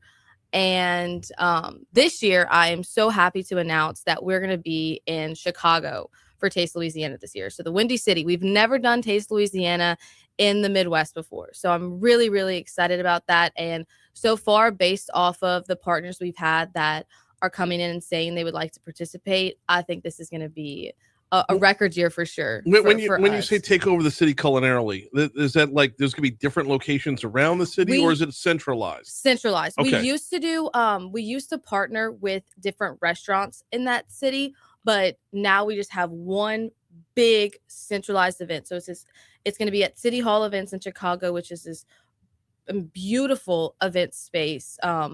It is quite large, and that's how we like it. Because the more people that we can host, the better. And it's really for that local city community in whatever city that we're in. So we're bringing Louisiana to Chicago, right? Essentially. Yes. And on the back end of that, I mean, are we able to determine like where connections are made and who you're meeting and who you're showing off for? I mean, is all that part of it's all part of the experience, to be sure. But do we have those pullaways to be able to know that? I wouldn't say quite yet, because you never know who's gonna attend. Right. So you gotta wait till after. Yes. That's fair. That's fair. But I can say, like, we are expecting a really, really good crowd again this year. The past 2 years we've been sold out. And so hopefully, like I said, it's a large event space and we want it to be that way, because the more the merrier. And the whole premise of this event is that in whatever city we're in, all these local individuals come, they interact with all of us, all of our partners, they interact with the chefs, they taste the food straight from Louisiana chefs, and they book a trip here. You can learn more at louisianatravelassociation.org. She's Avery Hebert. Thank you so much for a couple minutes this morning. Thank you, Brian. Here's your money now. Damn, that one snuck up on me. So with that, kill the mics for a second.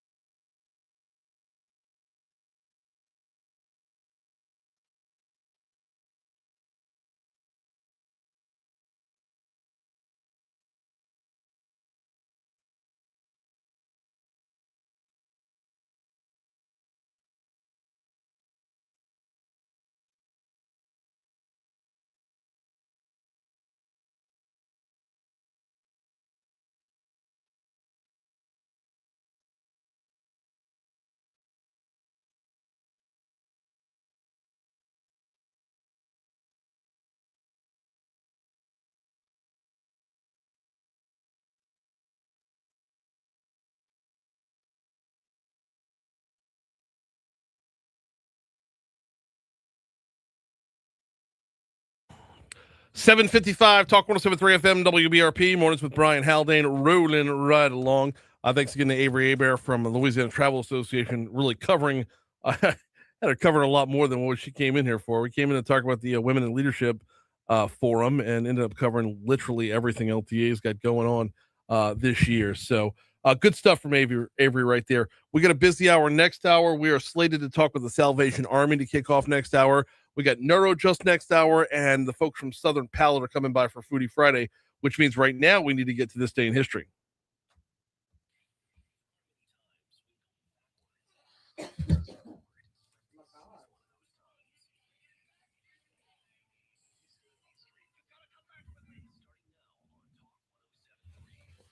All right. Back in 1781, astronomer William Herschel discovered Uranus. Okay. That's why I left it in there, just for that. Yep. Worth it. I know. 1868, the U.S. Senate started the impeachment trial of President Andrew Johnson, the first presidential impeachment trial in American history. All right. Good stuff.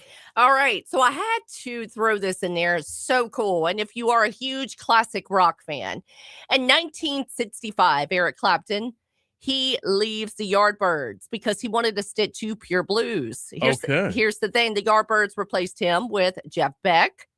Not long after that, Jimmy Page joined the band too. For a short time, Beck and Page were actually playing in the Yardbirds together. So here's the deal. When the band finally broke up in 1968, Page went on to form Led Zeppelin. So one band ended up producing three of the greatest guitar players in rock history. You got Clapton, Beck, Page. Pretty solid lineup right there. Crazy. I had to throw it in. I'm absolutely. Yes. Absolutely. Okay. Jumping way ahead, in 1997, the Phoenix Lights appeared. Thousands of people across Arizona reported seeing this mysterious light in the sky, one of the most famous UFO sightings in U.S. history. Really? Yes. All right, good stuff. Yes, Keep it going. I know. Keep it going. It's a good this day. In 2013, Pope Francis was elected, the first pope from the Americas and the first Jesuit pope in the Catholic Church. Okay. What about you? What you got? I've got birthdays and deaths. I didn't have anything going on the It was a good this day in history today. Okay, let's see. Emile Hirsch, known for her role in Star Into the Wild. She was a star of Into the Wild. Okay. Her birthday is 1985. She was born on this day. He's not known, but he is Oscar-winning rapper and actor Common, born 1972. Okay. What else you got? I've got you said William H. Macy? No, I have her. Or have him, excuse me, but I didn't say it. William H. Macy is 76 years old. That's crazy. For Fargo and Shameless? Yeah. Among a million other things. I mean, he's literally he's in everything. He's been in everything. Yeah.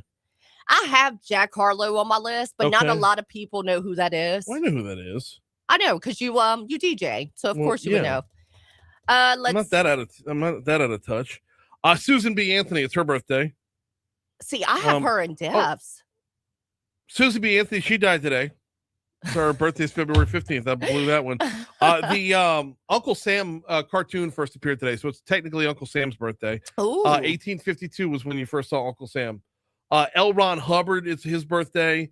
And that was all that I had. Everything else is deaths. The only death that Benjamin Harrison, the former U.S. president, after a career that included Civil War service and a presidency, I have him. Wait, I'm sorry, who? Benjamin Harrison, the former U.S. president.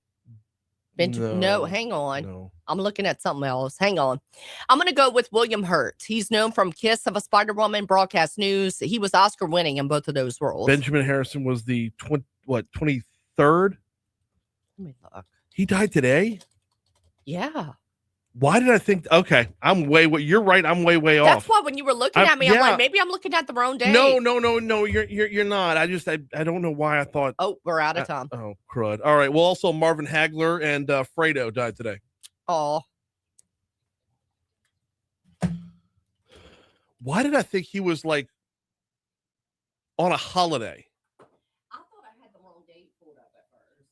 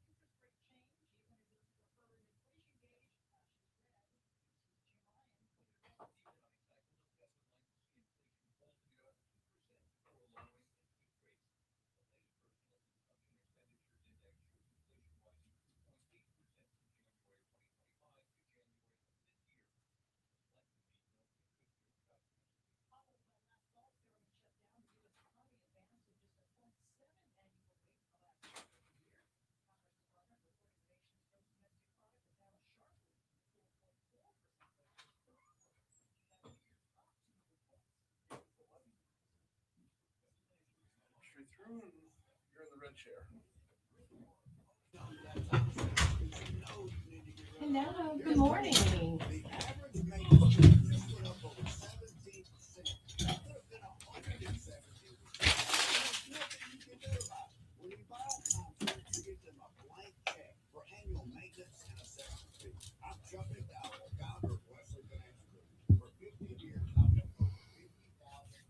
So you can put the mic right up on this. Okay. Yeah. And then lift it. There you go. And we're on Facebook too. Oh, fun. Yes, so we're always on video, just not always on audio. It's Oh, good. This is a good day for me.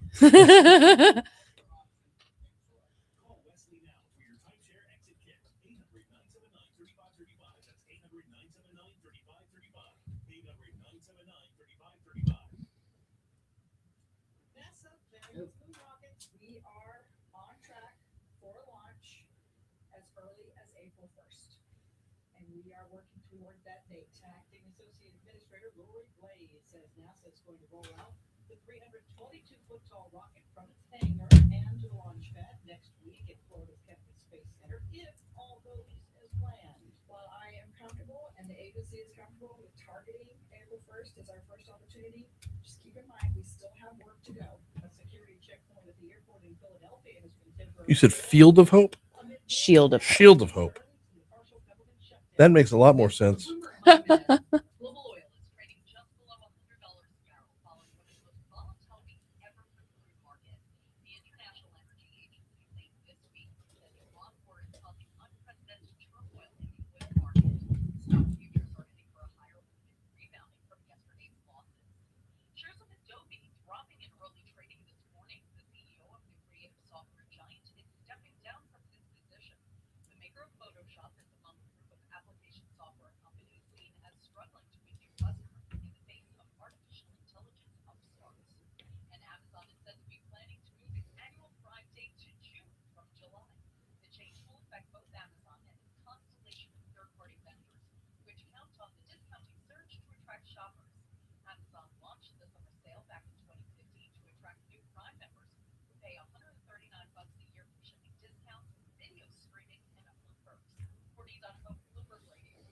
Check on your drive from the Talk 107.3 Traffic Center.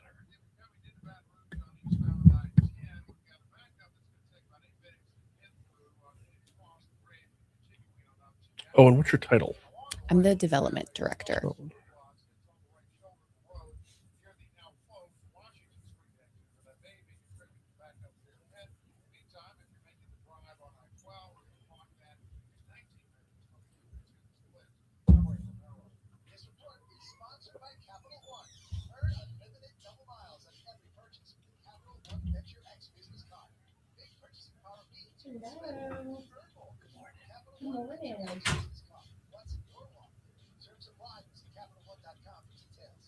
This report comes to you from the Talk 107.3 Traffic Center. Bayou Ford and Bayou Chrysler Dodge Jeep Ram. 5 brands on one lot. Shop BayouAutomotive.com. Talk 107.3 weather. A chilly start to your Friday, but sunny skies are expected with highs in the lower 70s. Clear tonight. What time do y'all normally start? The show starts at 6. Oh, wow. Yeah. So I'm usually here by 5 in the morning. I bet, yeah.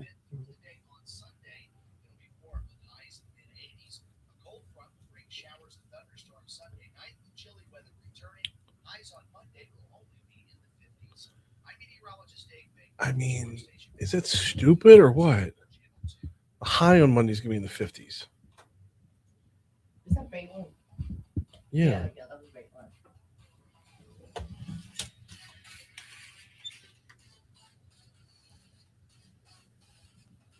We're not done yet.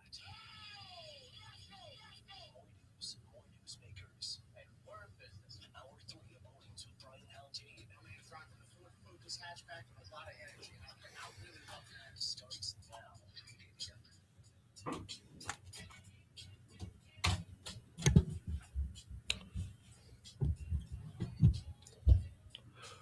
806 Talk 107.3 FM WBRP mornings with Brian Haldane, rolling right along. Busy third hour coming your way. Brian here with you, Breedland producing.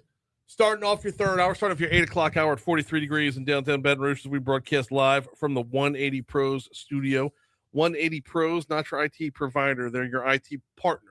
And that means something, y'all. It means a little bit more than what you would normally get from a provider. What you get from a provider is, a contract that they service and build out your network, maintain your network, handle your cybersecurity. Sure. But when you deal with 180 Pros, you have someone you can call and get same-day response time from. You have someone that is going to give you simplified billing. So you're not getting nickel and dime with every line item that an IT company can hit you with. And you're going to get so much more than that. I would start off by looking at 180pros.com and then give them a call. 225-330-2200. Yes, that's a 225 number. Yes, they are here locally. 225-330-2200, 180pros.com. All right, coming up next, I believe this is next Friday. Oh, it's almost here. There's going to be a big event out of the Capitol Park Museum. Thursday, 19th is. I thought this is okay. I base everything based off of when St. Patrick's Day is. So I thought St. Patrick's Day was on Wednesday, but St. Patrick's Day is on Tuesday. So next Thursday out at the Capitol Park Museum, it's called Shield of Hope 2026, put on by the Salvation Army. We've got Julia Mathemeyer in with us to talk about it from the Salvation Army. Julia, welcome. How are you? I'm doing great. Thank you. We're going to get to Shield of Hope in just a quick second, but I want to start off with the mission of the Salvation Army because y'all have been around forever. Yes. And that mission has never really varied, and you've kind of it's just become such a staple that I don't know if maybe even take it for granted from time to time, the amount of work y'all do and the amount of people y'all reach. So the mission of the Salvation Army is what? Doing the most good without discrimination. And here in Baton Rouge, I mean, you've been around for a while here in Baton Rouge. How are things going? 1962. Wow. Yeah. All right. 1962. How are things going? Just here. Yeah. Oh, it's going. It's going. Across the nation, I would say for all Salvation Army, red kettles have been steadily dropping as far as donations. Yeah. So that's why we're having this event, Shield of Hope.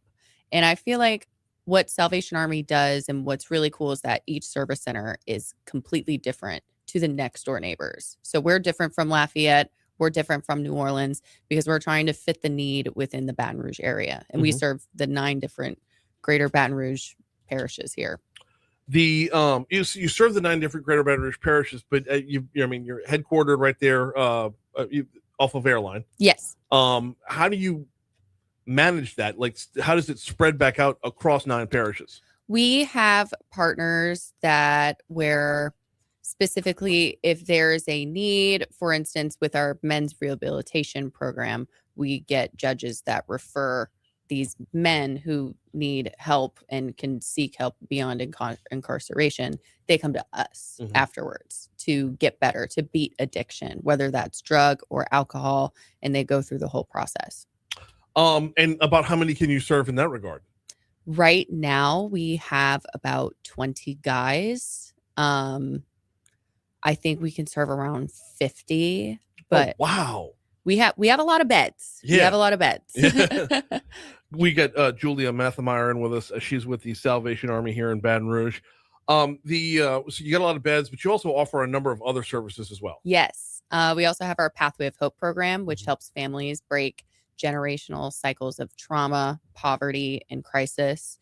We have about 30 families in that program right now, and that's through our case management social services. And we also do food boxes, emergency disaster assistance, of course. But the bulk of what we do and the work that we do, we try to do individualized care as best as we can. So you said the kettles are kind of tapering off a little bit. That's sad because it's a presence. I mean, it's a presence around every Christmas time. I mean, I get it.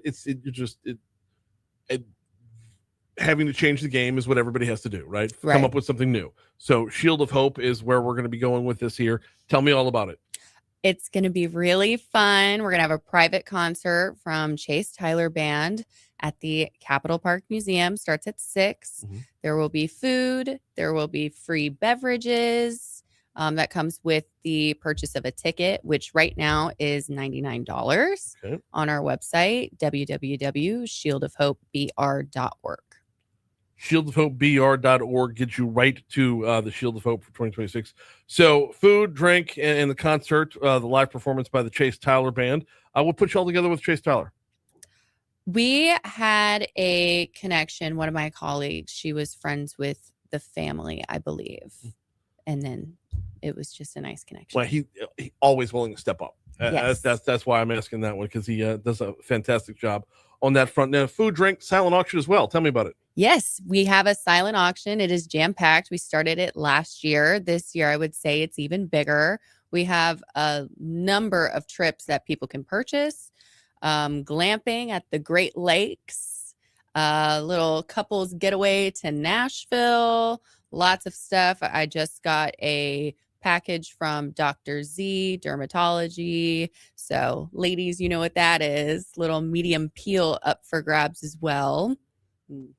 Serious. I'm lost again. I was lost with the color coordination last hour. But we do have a men's watch. We have a men's watch. Oh, hang on. Okay. Movado. Okay. I think it's around $1,500 value. Wow. So we do have that. Thank you, Boudreaux's Jewelry. Awesome. And I'm trying to think of any other. Oh, Coca-Cola. They're one of our great sponsors. They're also donating 4 sweet tickets to a baseball game and a parking pass. All right. Very good stuff on that front as well. We're talking about the Shield of Hope Gala coming up next Thursday. Chase Tyler Band will be on hand. Tickets start at $99. Tickets are at $99. But are there still sponsorship opportunities as well? If you reach out to me, I can get you. I will accept anything and everything at this rate. Okay. I mean, we are in that world, right? We are in that world where we. I will figure it out. All right, because when I was on the website, I was seeing that you have different sponsorship levels and whatnot. Yes. How has the response been on that front? It's been good. We have our steady partners, which is Coke, Hancock Whitney, Community Coffee. Community Coffee's been such a big help as well. They're also helping us produce a video for our gala that we'll be showcasing as well. Some of our clients who are bringing in their testimonies, and we're going to be able to bring it to the forefront with them. We've got exactly 2 minutes left with Julia Mathemeyer from the Salvation Army. Now, and Regions Bank as well. Awesome. When it comes to the Shield of Hope, are these funds directed towards one particular program, or does it just go to serve the Salvation Army overall? It goes to all of our programs where we kind of see fit. It goes towards direct assistance. It goes towards staff for, those type of expenses as well. But I will say every dollar that you donate, 86 cents on the dollar goes straight back to the programs. That's a really good ratio. If you look up government-wise, government only gives back 65 cents. That's a really bad ratio. Yes. That's I want to say 77 is the average number, if I'm not mistaken, which is right in between those two. Yeah. So yeah, if you're looking for what's overhead versus what's mission, 86 is remarkable. Yeah. Very, very well done. In the meanwhile, so if folks want to purchase tickets for this, tickets starting at $99 or tickets are at $99. Give me the website one more time.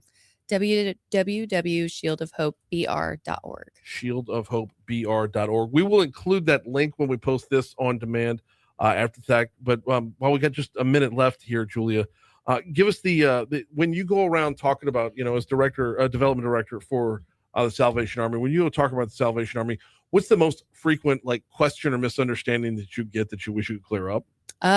Nobody knows what we do. Right. So I feel like I'm clarifying that today. And I feel like that's a fine question because, like I was saying, Salvation Army really just tries to fit into their niche wherever they go, wherever there's a lack of service, they try to fill in that gap. I mean, so yeah, when you talk about what you do, you talk about recovery. You'll have a number of kids programs as well, if I'm not mistaken. We have a summer youth camp that parents are able to send their children to. And I believe it's in Mississippi, and apparently they have a blast. So very, very cool stuff. Been in Baton Rouge since 1962. The Salvation Army overall has been around a lot longer than that. Julia, thank you so much for a couple minutes this morning. Thank you. Shieldofhopebr.org. Shieldofhopebr.org. If you want to purchase tickets, it's coming up next Thursday at the Capitol Park Museum. We are due up for a quick break when we come back. Going to visit with our good friends over at NeuroJust. Y'all stick around. You're going to want to hear the story next. Quick and easy. Thank you so much. Very good job. Awesome. That was quick. Yes. Excuse me, y'all. Oh, you're Bless good. you. Thank you. Thank you. Oh, thanks for having Bye, me. guys. y'all. Have a pleasure. good day. All right, coming up next. All right, coming up next, I believe.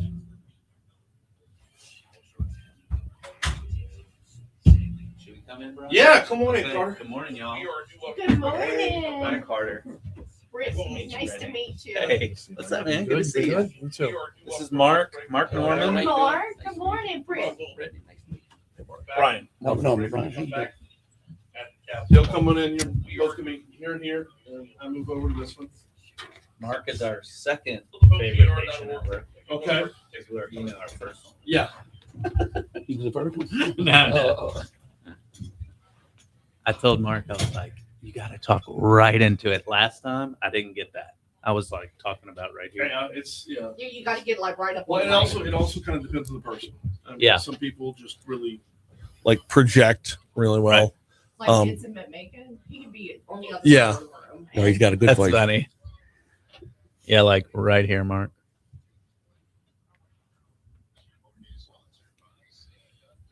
So I just told Mark, you were going to tee it up, and really it's centered on his story. And Yes. Yeah.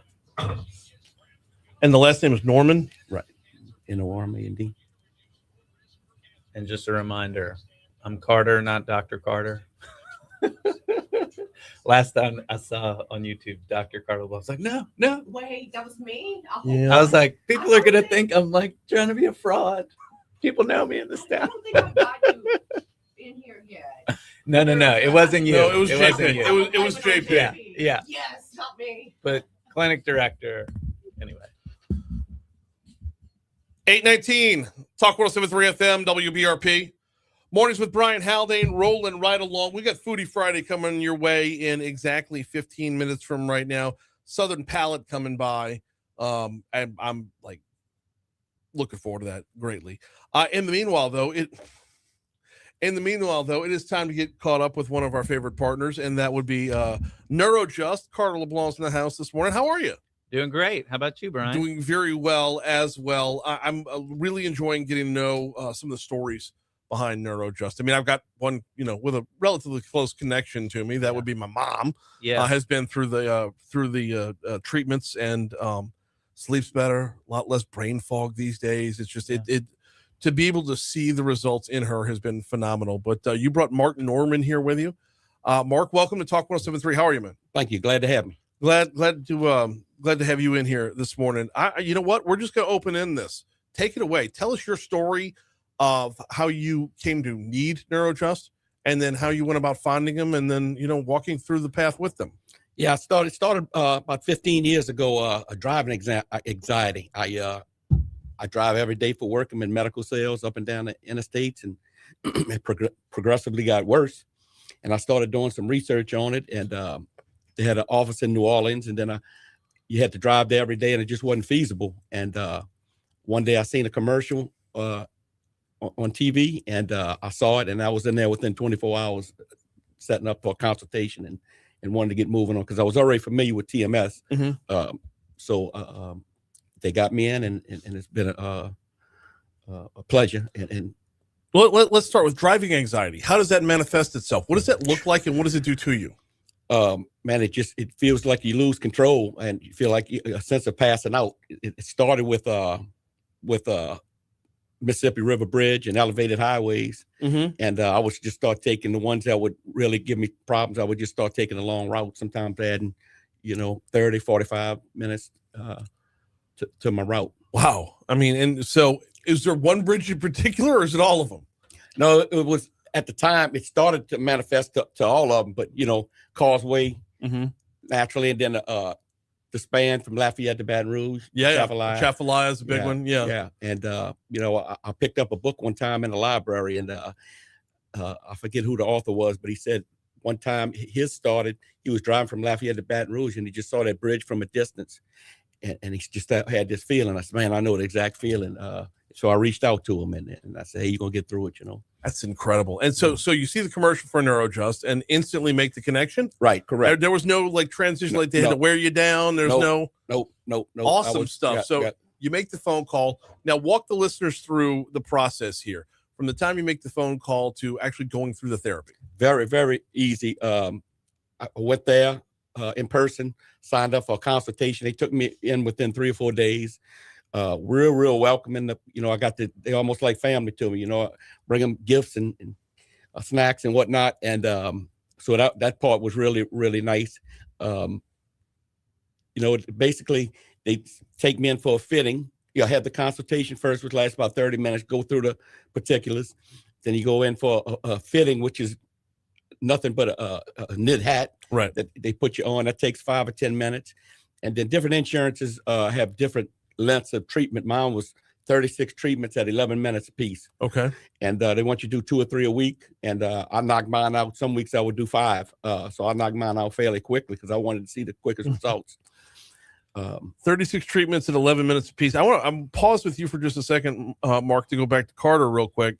Because he mentioned the insurance. And I think that's an underrated part of this whole thing is when it comes to mental health, far too often insurance can shy away from a number of different treatments out there. TMS therapy, you guys have done your homework. You've been to battle. You've made sure that insurance is picking up the tab for these things. Yeah, that's a huge thing because I love that. I mean, people pay so much for their insurance every month. Mhm. And there's so many mental health practitioners that just don't have the capacity to take health insurance because it requires full-time people working on that. And that's the team that we have at NeuroJust. So when someone comes in with Blue Cross, we can treat them. United, Medicare, I mean, the VA sends us people. So that's a huge benefit. I love that we can offer that. And I just want to say, too, that I remember when Mark first came in for his consultation, I do all the consultations. And I just remember thinking, what a lovable guy. And him just telling me stories of laying in bed, looking at the ceiling, feeling that anxiety, knowing he was going to have to drive over a bridge the next day and just not being able to sleep. And this lovable guy's telling me this. My heart just went out to him. It seemed like an extreme case. And I was just like, man, I hope we can help this guy. Yeah. And so when he started getting great results and the team loved him so much, talking to him every day, I mean, I was just so excited. Well, normally when we talk about depression, and this is a bit of a different case. Were you able to, as he comes to you, were you able to respond in kind to him saying, oh, yeah, this is our wheelhouse too? Oh, absolutely. I mean, what we see in the vast majority of cases is the depression and the anxiety go down together. Right. Okay. Well, because I know, like, at least the way that I understand it is that as the anxiety builds, a big part of the depression is just the exhaustion from the fight or flight. It's having to be in that in internal battle constantly. And when you start to, give a little ground in that battle, it takes hold. So honestly, Mark probably came to you at exactly the right time. Yeah. I had been over at least 30 different practitioners over the years. Really? Doctors, psychiatrists, every one of them would say, you depressed. I said, I ain't never been depressed a day in my life. I really didn't know what depression was, anything like that. And they would start asking me, oh, your parents are divorced. What happened? Were you abused? I said, none of that. I just felt like I was going nowhere with every one of them would try me on different medication. It just so many side effects. Talk about that road for just a minute, because that's one of the things that I try to talk about on a daily basis is how when it comes to the meds, A, there's side effects. B, it's hit or miss if it's actually going to take for you. I mean, we're seeing commercials now for prescription drugs that treat the prescription drugs. I literally saw a commercial last night for a product that if your antidepressant isn't working, take this along with it. Yeah. And I'm not going to name I'm not going to name that prescription drug, but like if you have to take a drug to make the other drug work, right. Where are we going here? Right. Mm-hmm. So walk me down that path of when you had tried those different, how did you know within like that wasn't going to be the path? Well, the first time I had ever got the medicine, I thought it was going to be instant. Mm-hmm. So I took it for a couple of days and man, I was so fired up to drive over the bridge and it came right back. So, I go back to the doctor. I said, Doc, man, it just didn't do anything. So, you got to take, 3-4 weeks before it kicks in, this, that, and the other. And but it just, just so many side effects from sleeping. Some keep you awake, some gain weight. Right. So I tried psychotherapy, talking through it. I even hired at one time a driver's ed lady and drove over the bridge with knowing she had a steering wheel and a brake on her side, Mhm. and it was fine. I had zero anxiety, but the next day I'd go on the bridge by myself and it came right back. Wow. Okay, so by the time you had found NeuroJust, you'd been down all those other I've been paths down already. all the paths, and I would have already went to TMS therapy in New Orleans. Mhm. Once I started digging into it, said you got to go, 3 or 4 times a week. It says it's just not feasible. Right. But the second I seen that commercial, I said, "Oh man, my prayer's been answered." So 36 treatments overall. When did you start to feel the difference? When did you start to notice it was taking hold? That's a good question. And they told me going in, they said probably your family and friends are gonna notice it before you will. Mm-hmm. And normally, like when the grandkids and all that come over, I'm jacked up, and if I'm having a bad day at work or whatever, I'm more silent. So right away, they all thought, "Stay away from Daddy. He must be mad." And it wasn't. It wasn't that I was mad. I was just at a relaxed state. And at a certain point, does it just all turn the corner? I mean, at a certain point, you could feel it come together. Yeah, everybody's different. Mine was about 2/3 through the treatment that I felt it. Okay. I started feeling it. All right, about 2/3 of the way through. Yeah. So that last stretch, I mean, I would guess success begets success. You want more at that point. Exactly, 100%. And I came back for a maintenance dose about eight months afterwards. Mm-hmm. I said if insurance was paying for it, and I felt like, well, if I could, I'm right there. But if I could get right to the end, I would do it. So that second boost really helped me. And we got 2 minutes left. So I apologize if there's not an answer to this question, but I'm just you got my curiosity piqued. Is there a way to put into words how you process this now? Like you obviously able to put the conscious where the subconscious was. Are you able, would you put into words the processing of what gave you anxiety before? Like how do you approach driving over a bridge now? So I don't know if the word process is right for me, but I was staying awake, even to drive to Hammond. This is going to sound crazy, but that bridge to go over the Meat River, that little elevator, I would stay up at night. Say, man, I'm going to have 2 minutes of anxiety going over that bridge. Now. Wait, from here? From Baton Rouge? Yeah. Over on 12? Yeah. Okay. So now I crossed that and I get to Hammond and I didn't even remember crossing it. It's just subconsciously, I don't even think about the bridges anymore. Okay. So like you said, it's not necessarily processing. Right. It doesn't enter the equation at all. Exactly. Fantastic stuff. Absolutely. So I feel like I started doing some business development with them because I feel like I'm like the hair club. It's like not only am I promoting it, but I'm a member itself. Right. Also a client. Good stuff. Carter, we got a minute left. Carter LeBlanc from NeuroJust. We got about a minute left.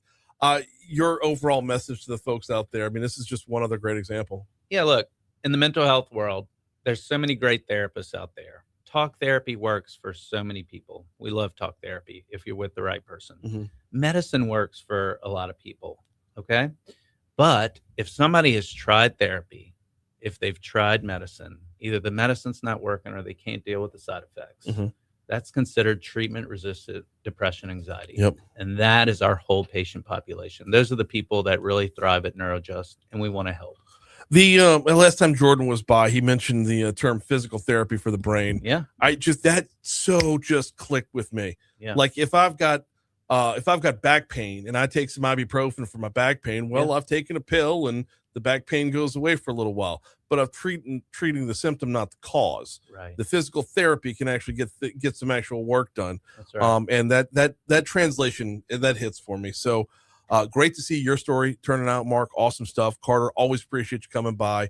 NeuroJust.com, NeuroJust, NeuroJust.com, or swing by and see him on Bluebonnet for NeuroJust. We got a quick break. When we come back, it is we blew right past ABC News. I don't care. This was awesome. We blew right past ABC News, so we'll check our local news, traffic, weather. Foodie Friday coming your way next. Dude, that was fantastic. That was great. So you job, live Mark. up here in Baton Rouge? I live from Thibodeau, but live in Baton Rouge. You're from Thibodeau. Yeah. I So would have pegged you for New Orleans. well, I was born in Metairie. Then parents got divorced. My mom was from Thibodeau, so when I was 6, I got a little mixed accent. There is a stand-up comedian from New Orleans. Mark named Norman. Yep. Yeah. Really? Yeah. I made a joke one time. My mom said, "That's tell me that's not you." I said, "Yeah, that's me." I said, "This is gonna be my first one." Well, her and her boyfriend booked the room and everything, bought tickets. I said, "No, I was just joking." This guy's Captain Louisiana. He has his own seasoning line, No which kidding. he gives to us all the time. I'm eating it in the clinic. I love it. I should have brought y'all. I'm gonna drop you off a care package. I appreciate that. Thank you. Well, hate to move quickly, Yeah, but I got we gotta the do next it. one already Thank in. you. So, all right, Brian, thanks. That was- fantastic thank you. stuff That as was always. great Thank as you so always. much, Mark. Wonderful Thank you. job. Thank you. Excellent work. You're from I'm from Homa. No, you're kidding. Oh, look at all the school dances. Y'all have a blessed weekend. You know? God bless you. Move this table over here.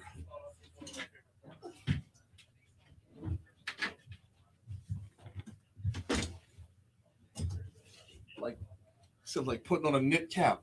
I like that. Look, I need to go for real because I want like SSRIs and all that. I can like eventually, you know what I mean? I gotta go. Your insurance pays for it. There's zero excuse not to go. Right. I'm just having consultations. Once summertime rolls around, I'm gonna send Christy. She suffers too. A lot of anxiety. It manifests in fatigue and negativity. So You'd be like, I send my mama, I send my wife. well, I mean, I would probably benefit from it as well, You'd but be like, I send my producer. I'm sending everybody. every woman in my life is crazy. That's the moral of that story.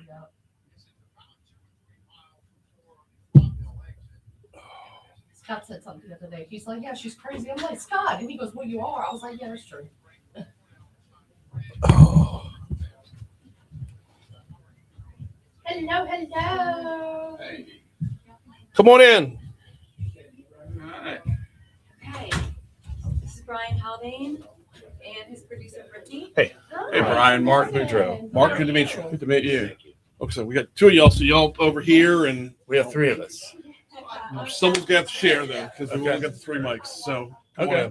I'm third in importance because I don't represent the festival directly. So put me as He's one of our world-class mixologists who will be a world-class But mixologist. you're going to be the Yes. talking about this whole thing. So. Right. Okay. I guess I can bring this back around then. I have a gift for you. You have a gift from me? For you. Okay. I don't turn down gifts. One of our liquor sponsors. Oh, is JT Melick. No, I'm a big fan. This is the JT Melick High Proof. High proof now? Yes, 118 proof, and it's awesome. Dark.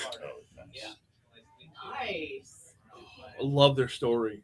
Yeah, it's a great. They get done with rice season. They're like, what the hell are we going to do with all this? Right. Let's make booze. It's amazing, isn't it? This is awesome. And it's really good. It tastes very similar to a sweet bourbon, like a. What, like even at 118, it doesn't, no burn? Oh, that. Yeah. That one has a little burn, so maybe a couple of drops of water. Or Okay. Couple of cubes. Okay. I'm here for it. Thank you. To that is fantastic. Now, love me some JT Melick. It started with the vodka. Yeah. Which is just clean vodka. And then when they started out with the whiskey, I think they started with a 6-year because that's all they've been in business. And it's evolved from there, which is awesome. So y'all come on in. All right. We'll figure out our third later on. Okay, Mark will be joining us soon. Okay.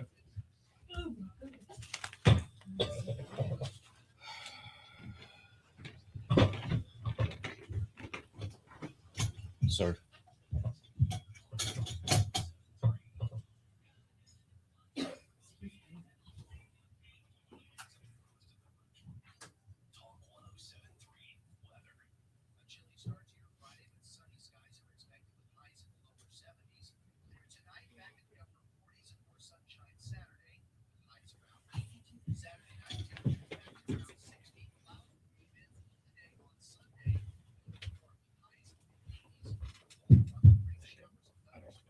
this table if I sit here. And then Mark can jump in here.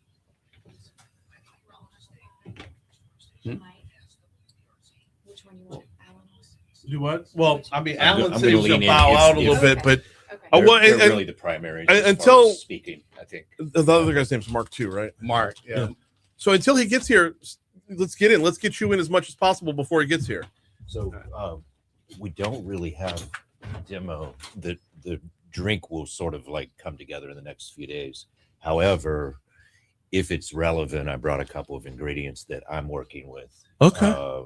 And Okay. I'm sorry. So we'll couldn't so we'll provide do a, pardon you the know, pun, but we'll set the table with what Southern Palate is. Sure. And then you tee him up. Sure. Okay.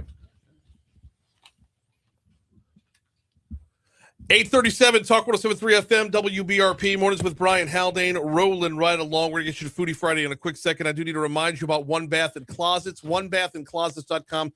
Don't put in the number one, spell out ONE, onebathandclosets.com, or call 400-400-8005, 400-8005. So late last year, if you don't know the story by now, let me tell you one more time. Christy and I decided that our Christmas present to each other was going to be a new master bathroom. House built in 64 and 2026, definitely not up to what we needed. So we called David, got a hold of him, and said, what can we do? He came out. We really walked through the space, maximized everything that we could do within the space that we had. And I got to tell you, the results have been phenomenal. We went from the old school bathtub to the walk-in shower. We went from one vanity out to two. The lighting is completely different now. The floors are gorgeous. The cabinets are gorgeous. Every step along the way, David and his team were taking care of us, and they could do that for you as well. Not just with a bathroom. It's onebathandclosets.com. All right, it's time for Foodie Friday, and we have got Southern Palate in the house this morning, and shot glasses are being set out on the on the table. Let's go! All right, We already have the whiskey for you. Yeah, got a. By the way, thank you for that. Mark Boudreau brought in a bottle of JT Mellick high proof for me, which is that is going to be nice. So we've got Mark. Tell me if I'm pronouncing it right. Tullos. Tullis. Mark Tullis, Mark Boudreau, and Alan Walter with us. Let's start off with Mark Boudreau. Mark, tell me all about what Southern Palate is. Well, this is their first year. We've got something here that museums needed for the past 60 years, which is a major fundraiser. Mhm. You know, it's the only I'm sorry, let me university- pause. You're the executive director for I'm the the director LSU of the Museum of Art. right. Yeah. So native Baton Rouge and moved back about 2 years ago, and working for my alma mater now. And Mhm. but this museum has needed a major fundraiser for 60 years. Yeah. So we got with our advisory board and our friends group, and we're organizing this thing called Southern Palate, Mhm. which is going to be 30 chefs on one evening here in Baton Rouge from throughout the South, from Tampa Okay. to Denver. Okay, I'm all about it. Want to pivot from Mark to Mark here. 30 chefs from around literally all over the place. How do you bring all that together? It's a tall task. Mhm. And Mark has some great staff. Sandy Parfait has been our lead on this, and with Claire Major chairing our committee. I'm on the Southern Palate Committee and the advisory board for the museum. But we have 30 chefs from Texas, Louisiana, Mississippi, Alabama, Florida, Denver, Colorado, California, and world-class mixologists like Alan Walter. We're gonna get Alan in the, if pardon the pun again, we're gonna get Alan in the mix here in just a quick second. Right. But I want to continue on with the food. So Right. every chef has their own specialty on this. Every chef is doing a special dish for this event, and they are just so excited about it. I happen to be at Mestizos with Jim Ardelis, who's going to be one of our chefs. Oh, Jim's fantastic. He's I was over there fantastic, last and week. he's so excited to bring his dish to this event. And we have just a very unique blend of cultures that are coming together for this event, and the food and the wine and the drinking experience. All right, so Mark, tell us. Let's go back to you real quick. Talk about the logistics of this whole thing, what folks can expect, where they're showing up to, and what they can expect when they get there. Right. We're going to transform Lafayette Park like you've never seen it before. It's a gated event, so it's not one of those situations where there's a lot of people coming in and just mingling through. You've got to come through the entrance gate on 3rd Street, and then you'll go through the Shaw Center, And Okay. then you'll come out onto the plaza of the Shaw Center, and all the tents will be set up in front of the water tower. They're on Lafayette Street and in the plaza area. So, the experience that we're talking about is one of just leisure, walking around, visiting with chefs, which is part of the unique experience. It's just getting to know these people Mhm. and getting to hear their story and what they've created for you, and sampling. So you get to sample for about 4 hours that night. Oh, okay. 30 different chefs and all the different beverage companies that'll be there. All right. So 30 chefs, all the beverage companies that'll be there. There's a stage as well. So I assume there's entertainment. Yeah, Brian, there's live music. Mhm. We're going to have the Laura Doyle Trio, it's a jazz band from Okay. 5 to 7. Yep. And that will be followed by the Lynn Drury Band, it's Louisiana Soul and Americana out of New Orleans. This is, this moves from fundraiser to borderline festival. I mean, you're taking over a full street here. Yeah. We had planned to try and do something that's very elevated, but not fancy, Right. sort of you feel intimidated there. We want you to feel at home, but it's one of these situations to be celebratory, Mhm. and you'll feel very comfortable moving around in the environment that we've created. And then I handed you the menu. of You some of did, the- and what the- it's some of the way chefs too have big to given read us. on the air. It's far too in depth to read on the air. I was scanning through for a couple of like maybe some highlights to go along the way. I saw the Cajun smoked salmon popped out at me real quick. The savory seafood bread pudding. Are you kidding me? Right. Are you kidding me with that? Well, we challenge the chefs to be as creative as possible because you'll be getting small bites Mhm. of things. Yeah. And we want people to taste as many things as they possibly can. And I think that one of the experiences that people will walk away with is a greater knowledge about what these chefs actually do as Mhm. artists. And we treat them like the artists. That's why our title is Southern Palate. Smoked Gouda shrimp and grits. Right. that goes beyond art right there. That's a little bit too over. So good. Jay Dakota's doing cherry smoked tri-tip with chimichurri. Okay. There you go. Okay. I was with Jay on Tuesday night. He always delivers at events like this, to be sure. All right. So you got the 30 different chefs putting out their absolute best. That's actually going to bring us around to Alan Walter real quick. You are tasked with putting together the cocktail or cocktails that are supposed to bring everything together or bring the most out of all of it. How do you approach that? Well, it's fun. There's only 3 of us drink makers, Okay. and 30 or so chefs. So Mhm. it's real interesting to think that we'll get to have our drinks walked around with all this wonderful food and, Yeah. and sort of impromptu pairings with these drinks. So we have to make a lot of them for sure. This crowd is going to be thirsty. No doubt, but I mean that's a challenge right there. 30 different chefs pulling from every corner of the pantry over here. So the word pairing, I mean that's got to broaden out, doesn't it?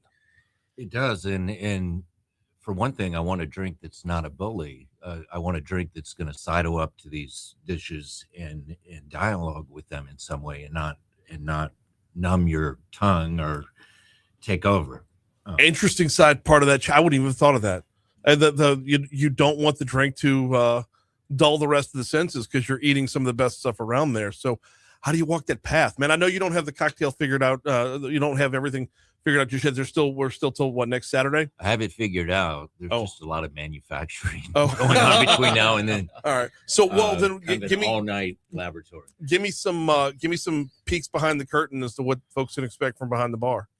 Well, I'm going to use it's funny, we've talked about rice a few times this morning, but I'm Yes. using a gin made from rice. Really? From Wonderbird Spirits in Mississippi. Okay. And gin is, of course, conducive to cocktails in a major way. Mhm. And it starts with botanicals, which sort of can inspire the whole drink from there. I'm going to use pressed strawberries from a Ponchatoula farm, an orgeat made from Elliott pecans. Okay. Got some Elliott pecans here to we can eat them if Oh. you want. No problem there. I'm making a dry vermouth with muscadine wine from Amato's in Independence. Okay. And then I'll be shaking the drink with mustard and collard greens, which are in highest season right now, down at the farmer's market. I'm trying to imagine all these flavors paired together like this. Does that are we talking about a lot of trial and error to get this done? I mean, how much is art and how much is science? Way more art than science. Okay, but it's got that tells me a backed lot by more the trial and science. error, though, right? Well, trial and error, but I've experimented with a lot of these things over the years, so I don't have a lot of time for trial and error. Yeah, but I think, well, I hope that, as with the chefs that are participating, this is kind of a fun detour from my everyday. Yeah, too. Yeah, it's just because you said you got pecan, you got strawberry, and you got greens that are all like. There you go. How does Those it? are How the does three all major food things? All paired together within this cocktail. So like that's just give me what is the description of the flavor? Like So what does you it have taste like? certain cocktails that exist that combine gin and orgeat already. Okay. So to bring the strawberry into that little painting, and the greens is not too hard to imagine. Right. The greens will be shaken with the drink, so you'll get mainly aroma, crisp aroma. Okay. And I would have imagined strained out so you don't have like mustard greens all over your teeth, right? Exactly. Okay. Yeah. Important little And the caveat right strawberries there. will be using the juice, which is actually quite acidic. Yeah. And not a pie taste, but a very nice. Well, and a Louisiana strawberry has a tartness to it that's different than any other strawberry. You're not going to get a Louisiana strawberry is different from a California strawberry or a Mexican strawberry. It's just the level of Raised bee. Yeah, no, look, Dr. Mike Strain was sitting right where Mark was at. Dr. Strain was there yesterday, so he would, beat me with a stick if I said otherwise. But no, it's legitimately true. When you bite into a Louisiana strawberry, it's going to be more red than white, and it's going to have a lot more juice, and that juice has that sweet and tart combined. So run with that. I mean, just pull it all together. I love that, and I grew up in Hammond, right near Independence and Ponchatoula, so grew up knowing those great berries. And then you've got more of a earthy sweet with a pecan that's added to it. So, and the drink is called Spring Forward, Fall Back. We've got a little bit of fall in the drink, and then spring pressing forward with these other. Spring forward, fall back. I'm looking at the clock. We're going to break on the air. I will still be on Facebook Live while we're in the break. But we got to check in with your money now. We got to check traffic one more time. So as we walk up to break, let me just go ahead and take it from here. General admission tickets are on $125. VIP tickets are $225. What's the difference? General admission, you will get to taste the signature dishes from all 30 top chefs, enjoy wine, craft beer, and the cocktails as well. Now, with the VIP, if you wanted to upgrade here, you get all the chef's tasting, standard wine and spirits, include early entry to go along with that, access to an exclusive VIP lounge and bar. So if you wanted to get there a little bit early, take advantage of it before everybody else does. That's what goes with VIP. There are youth tickets available as well. They are not eligible for the cocktails, but are for everything else. Here comes your money now. All right. SP107. So we've got a $25 discount code you can offer your listeners. Okay. So it's SP107. SP107. They enter that for $25 off. All right. Good deal. Got it. Okay. So one of our, philosophies about this, some people have $125. Well, if you go out to a really fine restaurant in Baton Rouge and you spend all the entrees and the wines and the drinks, you're going to spend more than that. Easily, and you're only eating one entree. One entree. Yeah. You've got 30 chefs here, so this is kind of a real deal. Oh no, absolutely, absolutely. You get so many different things to try. While we're during break, where does Baton Rouge stack up when it comes to like real Alan? When it comes to like real bars, like someone who was an actual mixologist. I mean, are we just like a bourbon and Coke kind of town, or can you find places in Baton Rouge that have real drinks? Things are changing very quickly. Yeah. And, there was a time not too long ago where even using an array of fresh juices might be just here and there. Yeah. Now it's the baseline. Yeah.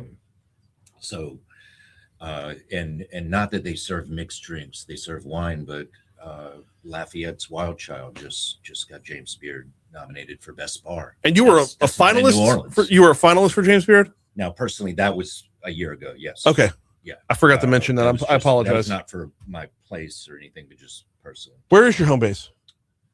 Right now, I have a company called Sprezzatura, that cocktail catering. Oh, and okay. So you're consulting mobile. at the moment. Okay. Yeah. Place on the way. Mm.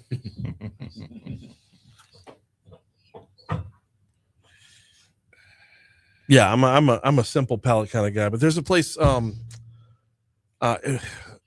Three kids, we don't get out much, right? But there's this place behind. What's the name of it? Behind Spoken Hub.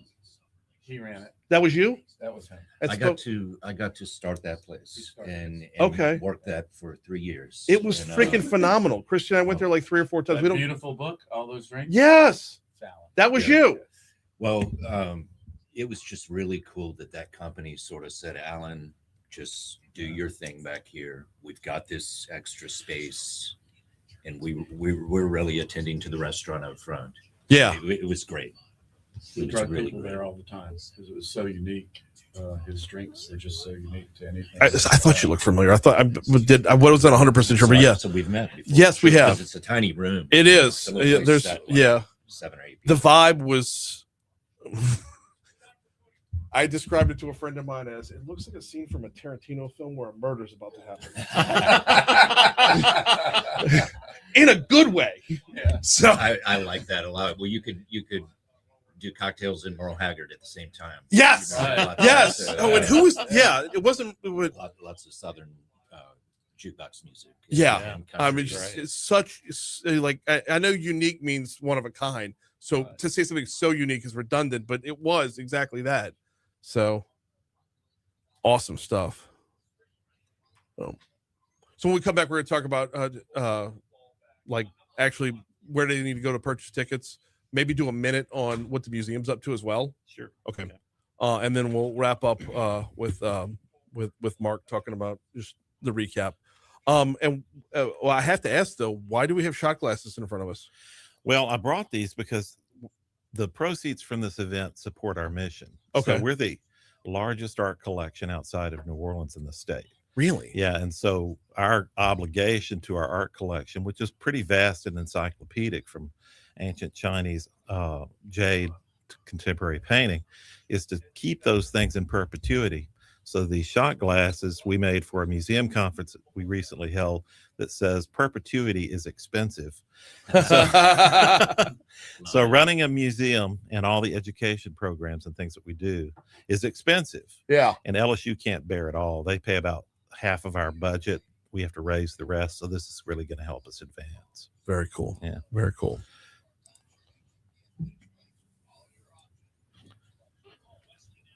And we really love the dynamic of spent a couple of years ago, a lot of discussions about the title and coming up with that palette, the way it's spelled and what it represents, not only a palette of colors, but also a palette of flavors. Mm-hmm. It represents both things. It's really part of our brand, you know. It's So really smart. it's going to be a neat. I think that was smart to let palette be spelled that way and not. go the other Yeah. way. Yeah. And, you know, hopefully when you get off a plane in some city like in the South and you tell them where you're from, they won't say immediately LSU. They might say, oh, that's where they have Southern palette. That's a lofty goal. It's a lofty goal. A lofty Hey, goal. But I'm a Tiger. We got to try, you know, we got to try for excellence. Mhm.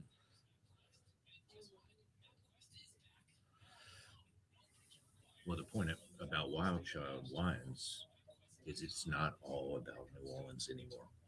Yeah, that's And true. Yeah, I think that's important. that is important.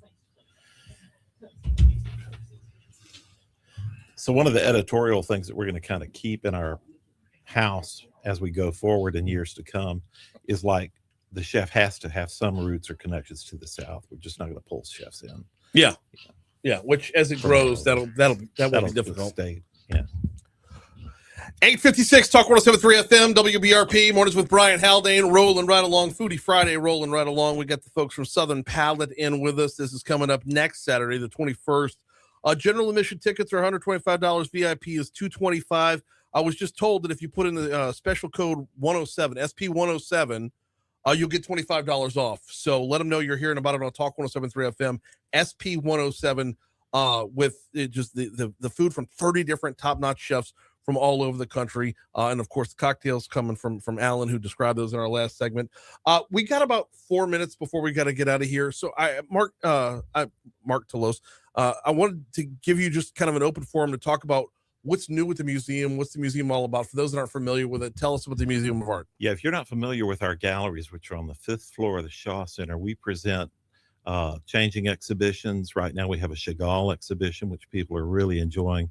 And this spring, we're bringing some exhibitions, which I can't announce today, that people are really going to be blown away with. We're getting some major loans from some major institutions. And so we also do education programs for youth and children. So bring the family along with you. Look at this, the shot glass in front of me. It says, perpetuity is expensive. Explain that to me. So we also have over a 7,000 object art collection and sculpture, and it's encyclopedic. It runs from Chinese jade, ancient Chinese jade, to contemporary art. So we're charged with keeping that in perpetuity, which is forever. So we preserve those collections for future generations, and that costs a lot of money. That's why we have this fundraiser. Well, and getting back around to the fundraiser, we'll move back over to Mark Boudreau real quick. We got 2 minutes left. Give us the rundown one more time. It's 30 chefs from. Sure, again, it's 30 chefs from all across the South. And if you were to go, Brian, and try to go to all these restaurants, it takes you months. Oh, yeah. Okay. Months and tens of thousands of dollars. You could do it all in one afternoon from 6 p.m. to 10 p.m. and strolling through the Oaks, drinking some of the greatest specialty cocktails you're ever going to get. I mean, and we barely spent any time talking about that festival atmosphere that's going to be out there as you're on Lafayette Street. I mean, you want to talk about the backdrop of the river right there, the just walking up and down where Lafayette Street's right there. It's a different vibe with the right casting of shade and sunlight and Mississippi River. It's awesome. And then live music. And then live music. These chefs, Southern Palate. Okay, these chefs are the artists. Okay, and as you're walking through their paintings or their plates. Yes. Okay, so there you get to experience this among the Oaks, and it's just going to be a wonderful event. And we hope that this really introduces the Baton Rouge community and surrounding community to the LSU Museum of Art. Yeah. And what a wonderful gem that we have. Well, if I can use the pun one more time, it's another pairing, if you will. Yes. It's art on top of art. It's great and just improves the quality of life in Baton Rouge to have something like that here. southernpalette.org. That's the website where you go to purchase your tickets. Don't forget, SP107 is your code to get yourself $25 off. Saturday, March 21st, 6 to 10 p.m. It will be right there by the Shaw Center, or, on Lafayette Street by the Shaw Center is where you will go. Guys, thank y'all so much. Thank you, Brian. We're all done for today. Moon's up next. All right, Facebook, we got to bounce as well. We will see y'all on Monday. Thank you so much. Thank you. Appreciate that stuff. Thank you.